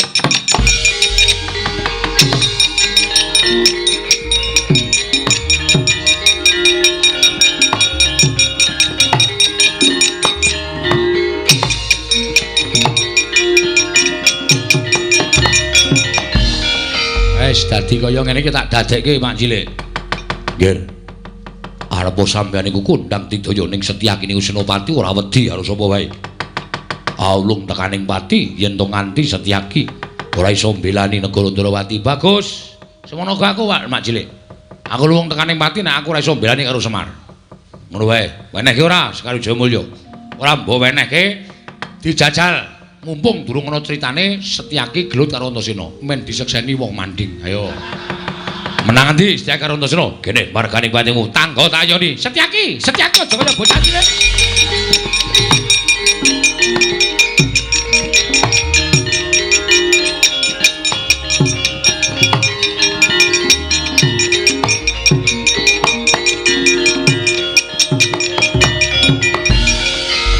Ora ngawur to.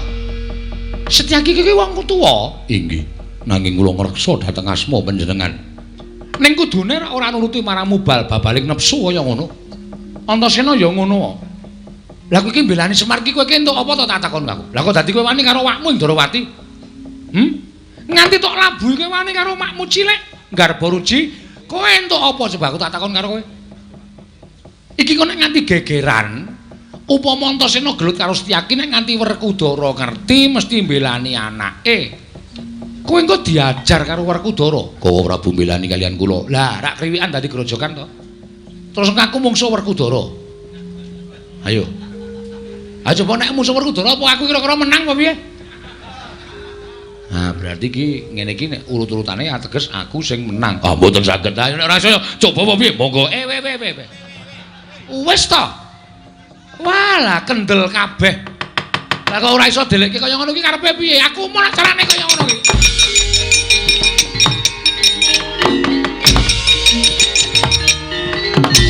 Loh. Bela ta.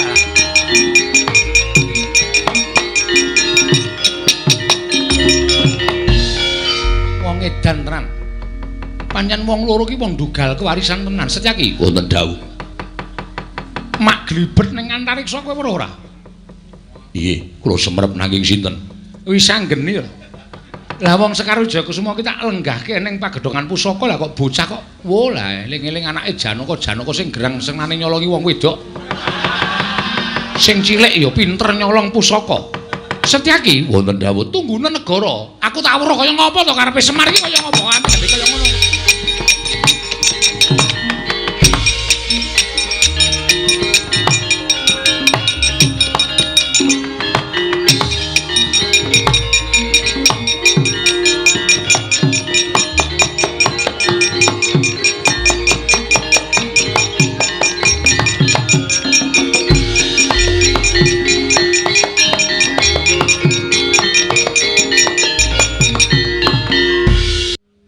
Sawetara dadi penggalianing pun ngakang pendak-pendak Pandhawa mlumpuk ana ing Praja Ngamarta. Lah kok dadi ora katon putramu Werkudara ingkang katon sowan ing Praja Ngamarta. Malah piranganing putra ing Madukara ndak pespadake. Ora ana suwaning si Abimanyu. Arjuna putraku menyang endi? Koko Prabu. Sampun sawetawis ugi kula mboten sumerep dhateng putra Paduka pun Abimanyu. Malah sak mangke ujaring para Nayaka ing kasatriyan Tanjungan Nom bilih Abimanyu sak mangke mindhang saking negari utawi kasatriyan Tanjungan Nom semono uga wah Antarja Gathut lan Antasena uga ora sowan ana ing Jodipati. Aku dhewe ora ngerti menyang endi dunune anak-anakku ning gandeng tumrap aku Antarja Gathut lan Antasena kuwi bocah nom sing lagi rumagang mbok menawa ana bab lan ana perkara sarta nedhengi lagi seneng srawung kalawan kanca-kancane sabarakane barep kakangku. Miat langening kalanggiwan aklar pandan moncar tinon ler kekonang surem sorot etan padang kasor lan pacaring purnameng gegono dasari mangsa katiga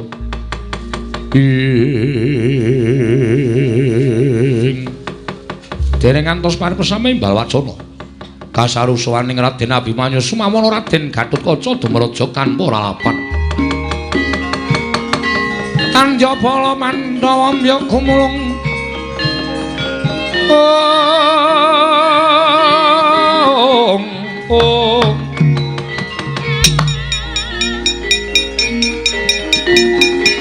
mangung sireng sata Kurawa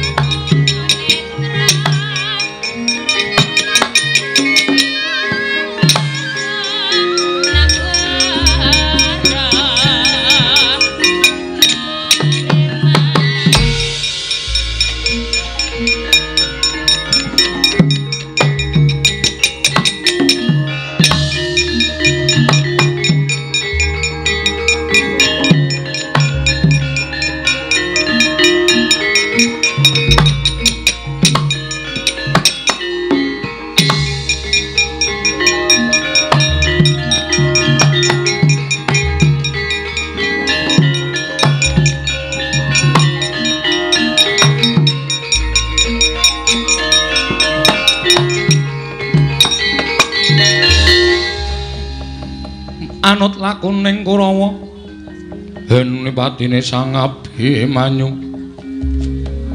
kena ing citra tandya Sang Satyaki Magut ngambil sanjata ing Abimanyu ana wigati apa dene sowan tanpa tinimbalan lan nembe wae dadi rasananing para pepundhenmu Pandhawa inggih Prabu sewu kalapatanipun ingkang putra ing Tanjungan Nom kula nyuwun pangapunten krana sawetawis wekdal kula mboten sowan wonten praja ing Amarta kula ndherekaken sangganing para kadang ingkang kapandhegan dening kadang kula pun Yayi Wisanggeni sowan dhateng Karang Kadempel inggih menika hamba bantu dhateng bot repotipun Siwanayantaka Kakang Semar Darbi gawe apa kulup netepi dhateng menapa ing sampun sinasmitakaken dewa tumraping kadang kula pun Yayi Wisanggeni bilih Siwanayantaka wonten salebeting pasempenan katingal mawa cahya tuwin namangku Sang Hyang Candra tumunten Kyai Semar badhe gadhah damel mambangun desa namung kemawon wonten syarat srana ingkang kedah linampahan apa syarat sranane nggir putraku Tanjungan Nom mboten sanes kejawi namung ingkang putra pun Abimanyu dinuta dening Kyai Nayantaka supados nyuwun ngampil pustaka Jamus Myang Jimat Klima Sadawa.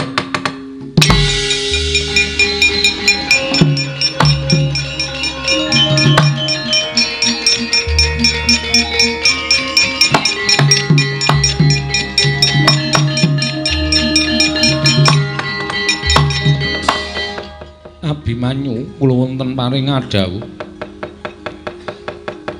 apa kira-kira Kakang Semar mestine ora bakal nambuhi babagan pustaka Jamus Myang Jimat Klima Sada yen to pustaka Jamus Klima Sada kuwi pusakaning para Pandhawa kuwi panguripaning kawula sak negara Ngamarta mongko ing atase Kakang Semar mung butuh kepengin bangun desa wae lah kok dadak abot temen syarat sranane kudu mboyong marang pustaka Jamus Myang Jimat Klima Sada kulup atmajaku bocah bagus Mula bali marang Karang Kadempel matur marang Kakang Semar.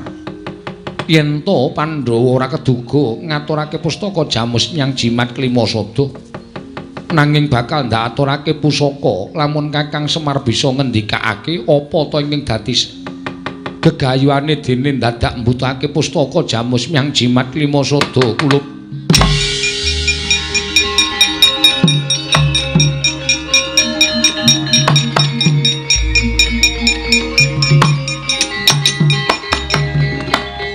Nuwun pangapunten, Bu. Paripaksa ingkang putring pringgondani kemunjuk atur sawadya Kanjeng Prabu. Monggo kula sampun kebacut prasetya dhateng Siwanayantaka. Menawi ngantos Gatotkaca mboten kedugi mboyong pustaka Jamus Klimasada. Sakmangke badhe tetel kasatriyan kula dene kula sampun sumpah prasetya parandiri mboten saged linampan. Mrengking saking menika kepareng mboten kepareng kula badhe nyuwun pustaka Jamus Klimasada. Upami mboten dipun parengaken dinten samangke haluwung para Pandhawa mboten ngakeni ingkang putra minangka dados putraning para Pandhawa. Nanging menawi paduka maringaken saestu ngaturaken panuwun ingkang tanpa pepindhan wau.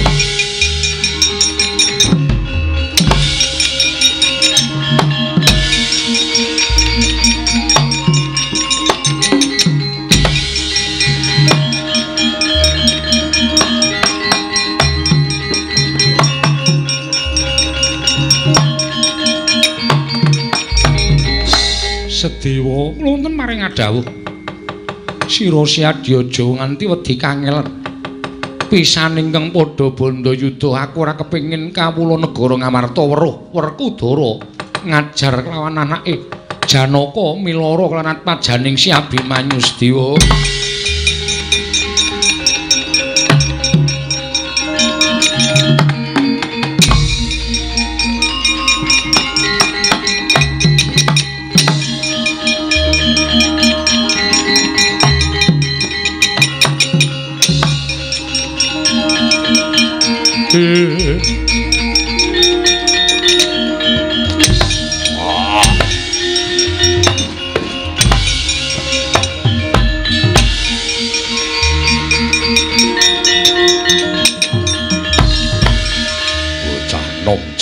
Ora ditata.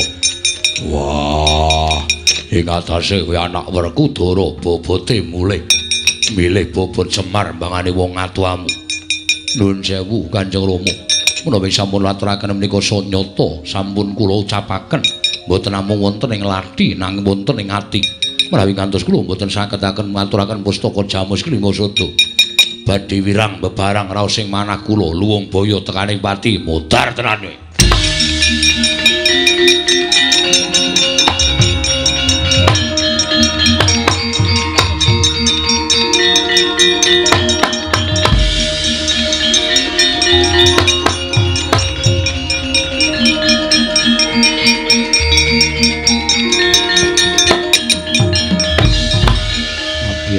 Anakku cah bagus. Abimanyu anakku. Aja banget-banget nggonmu gawe wirang marang wong tuwa. Kanjeng Prabu kuwi sesembahan wong atuamu, Koko Prabu Puntadewa kuwi banget. Ndak aji-aji. Lah kok dadi wani kowe. Matur ingkang kaya mengkono padha karo kowe ngorek-orek marang pasuryaning wong gerak. Kula nyuwun mampunten Kanjeng Rama.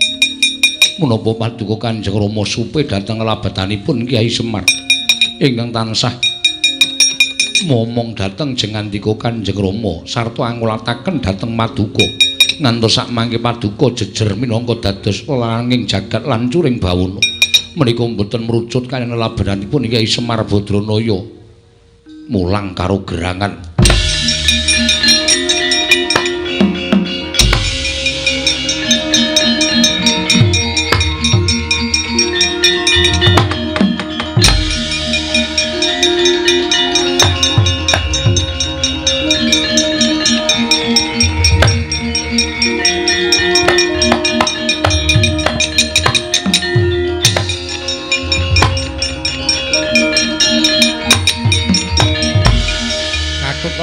Wonten timbalan mundhak dadi rasananing para kamula sak negara Ngamarta ingkang padha ora seneng ingkang padha ora demen kelawan sira lan bapakmu padha keplok-keplok Mung perkara kaya ngene lha kok dadi nganti gegeran. Nggih. Kanjeng Paman kemaringipun pustaka Jamus Lima Sada. Nadyan tanpa dingerteni dening Kanjeng Koko Prabu Puntadewa nanging tak pundhut saka ing pagedhongan pusaka Parawaduka gawanen aturna Kyai Semar. Kanjeng Rumulan Kanjeng Paman, aku mengko sing ngurusi wong tamu Garukaca.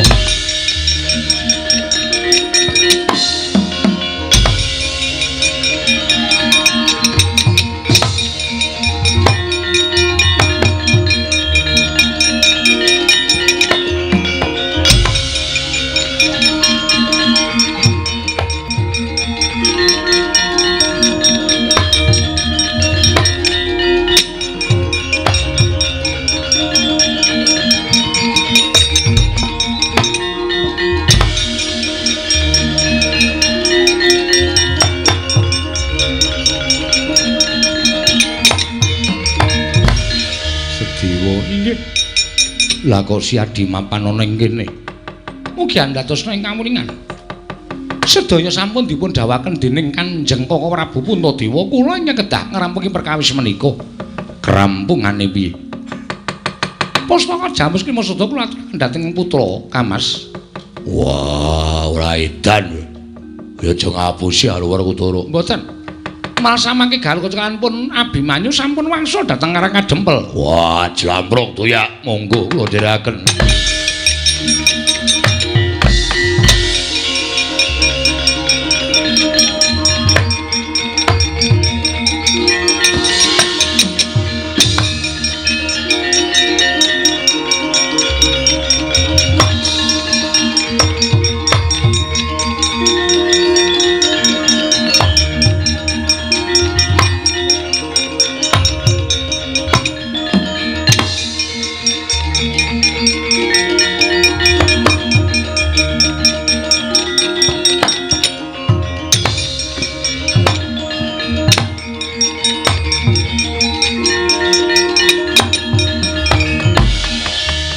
Kuncang kancing langit kelap-lapaton lerken sanging risang mawe gandrung ing Antarja. Inggih kula ingkang sowanmu pareng aturaken sembah pangabekti kula kunjuk ya tak tampa gawe gedhening atiku ora liwat pangestuning awakmu Mandura Tampanono lho mendika jimat paripe dayaning kasantosan.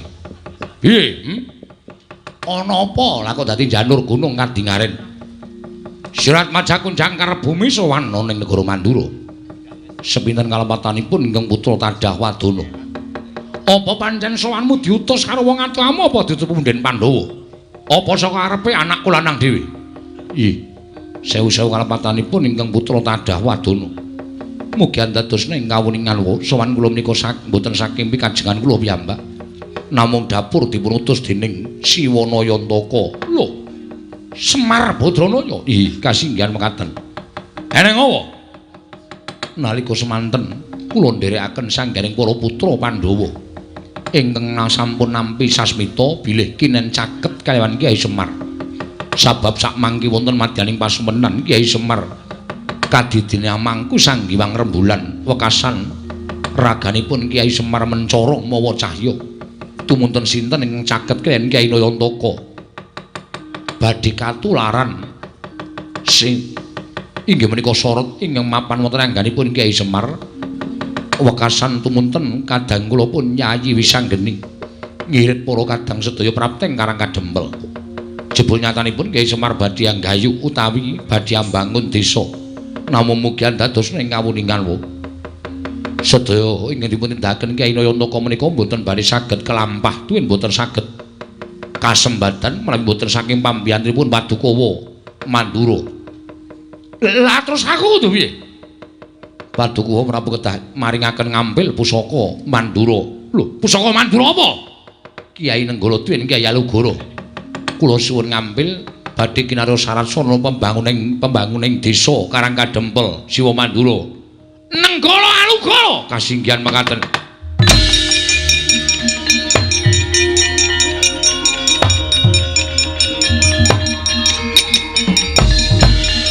Antarja. Naga Baginda. Nggih, wonten dawuh. Apa ingkang mbok aturake mau banget nggone ngiyas marang Nata Mandura Prabu Baladewa. Kowe ngerti? Jagat gumelar iki ora ana ingkang dijuluk tiyang agung jaba mung Nata Mandura Prabu Baladewa. Selagi ning Nalendra sak pepadaku wae padha ngakoni marang Nalendra ing Mandura. Lah kok dadi ming derajate Semar kok ngiyas marang Nata Mandura. Lah kok ming derajate Semar kok ngilani karo Nata Mandura Prabu Baladewa. Njur saya tak takon karo kowe. Semar derajate apa? Ing atase mung kepengin bangun desa wae dadak nganggo syarat srana pusaka. Pusaka nenggala ki pamunahing satu sekti. Kyai Alugara ki pamunahing satu sekti. Kuwi dudu pusaka baen-baen nanging paring Sang Hyang Bathara Brahma. Duk aku nglakoni tapa ning tengah alas. Yen kudune Semar ki nyawang karo jejere. Jejere mung Panakawan, mung loro saudon telu saurupan. Jejere ming batur. Golek syarat srana ya aja dadak nganggo ngasorake marang derajating Nalendra. Yen kaya ngono kuwi tak anggap Semar kuwi ngina karo Nata Mandura. Semar kuwi ngecek karo Nata Mandura. Antarja.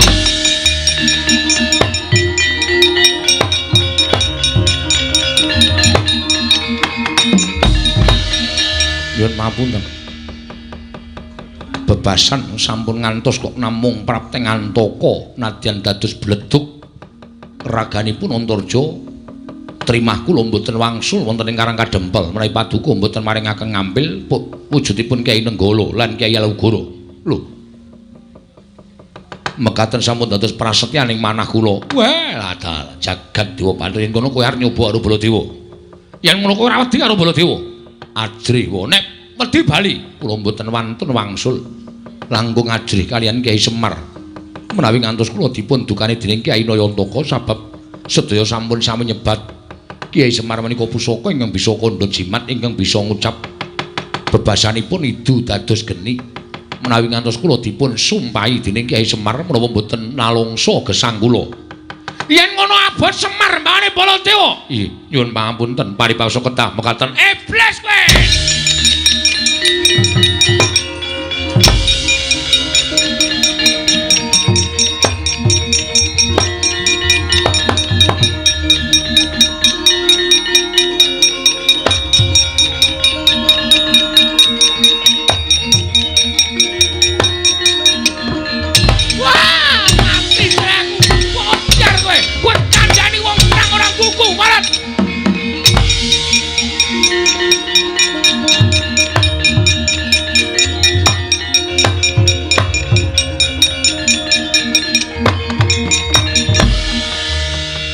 Siwa Mandura saya sepuh ora iso meper mubal babaling kanepsun mula sara karo Antarja sak gelem-geleme apa dianggep aku kalah karo sampeyan yen pancen sampeyan ora kena dikandhani sampeyan ora kena dileremake rasane ayo tak ajangi jembar legane atiku Antarja ora bakal mundur padhange wani petengane apa meneh.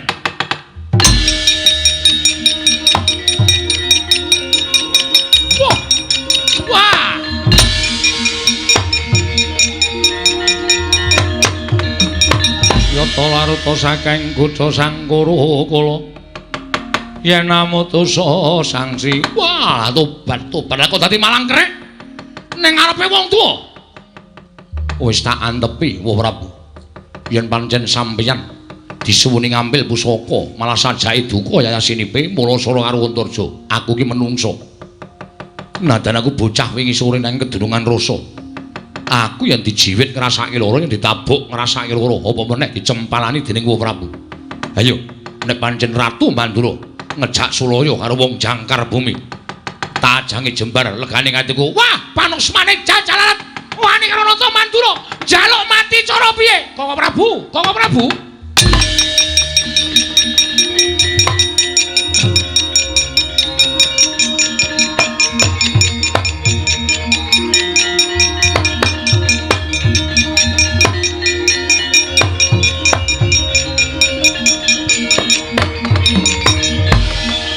Lho Kresna inggih Koko Prabu.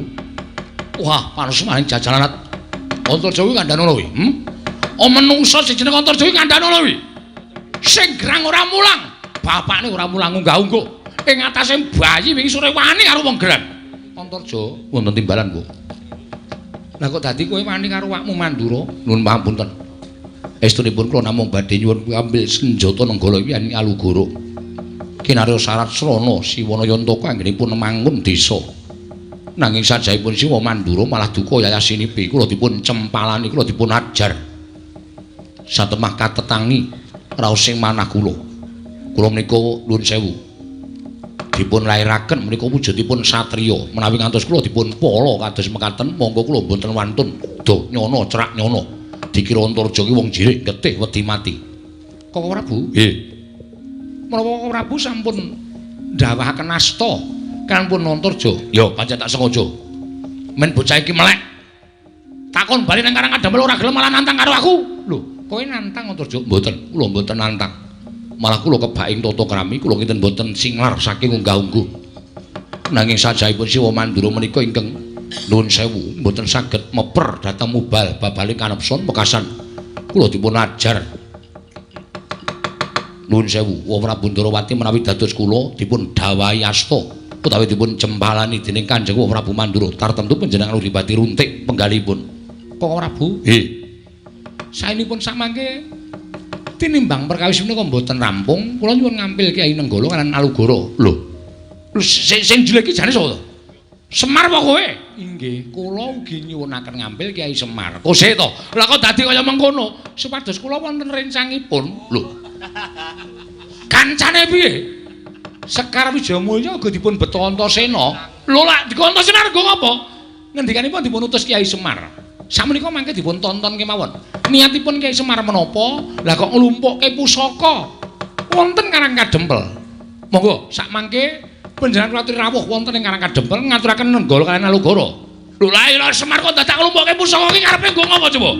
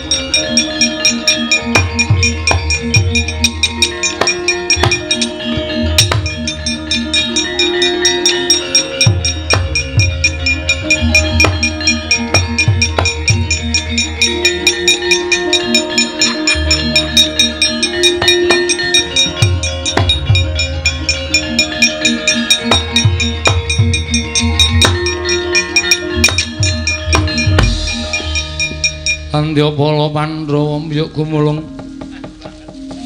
mangung siring sata Kurawa ambahungke ing Ndarasena matur nuwun nggih. Iya kek padha-padha Ndara Gatotkaca matur nuwun. Iya. Siwa Semar. Ndara Antarja kok dereng ngaturake napa sing pun mangsanggupi. Anggen sampeyan kepengin utawi sagah ngaturaken pusaka. Siwa Semar nyuwun mangapura. Pusaka diasta dening Kanjeng Prabu Mandura. Kosek Kakang Semar, aku tak takon. Lah kok dadi werna-werna penjaluke Kakang Kayantaka? Ya kuwi manunggalake pusaka telu. Wijaya Kesuma, Pustaka Jamus Klimasada lan Alugara Kyai Nenggala. Alugarane Kyai Nenggalane dereng ketok, Koko Prabu. Nggih. Alugara Kyai Nenggala dipun dadosaken setunggal mriku. Lho jane areng apa to? Mang dadekke siji riyen to.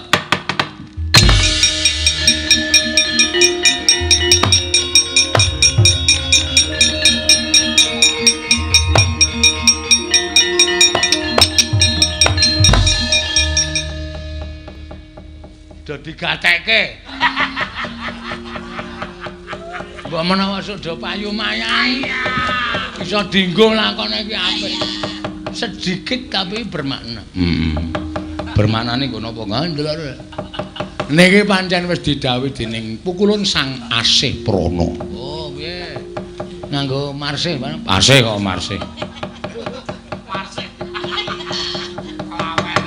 Kudu dadekke setunggal niki nek cara sakniki kekuatan telu niku dadi siji terus mengko wonten sunar sing munggah wonten langit. Oh piye kaya film modern ta. Kaya Terminator ta, Tru. Ultraman. Kok bayangke ngono kuwi, kok bayangke. Oh iya. Pancen syarat niki dadi srana. Inggih menika tumedhaking kanugrahan ingkang nami Wahyu Pamomong. Piye, Tru? Sip ta? Heeh. Duka kang napa sampeyan napa kula niki mengkari manut keparingi sing gawe jagat. Merga Pandhawa niku pamomonge wonten kalih, Sinuwun Darawati kalih Semar.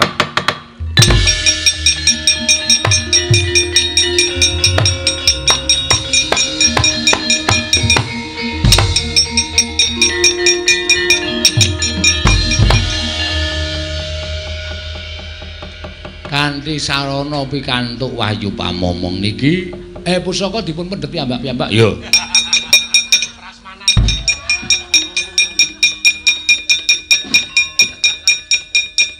Janowo pusaka digawa. Inggih.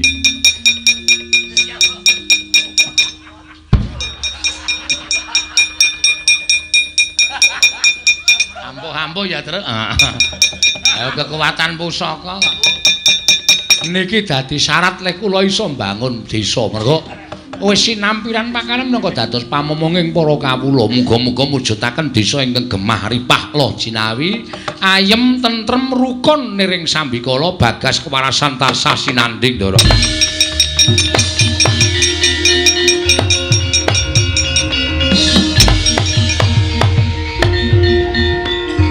Wassalamualaikum warahmatullahi wabarakatuh.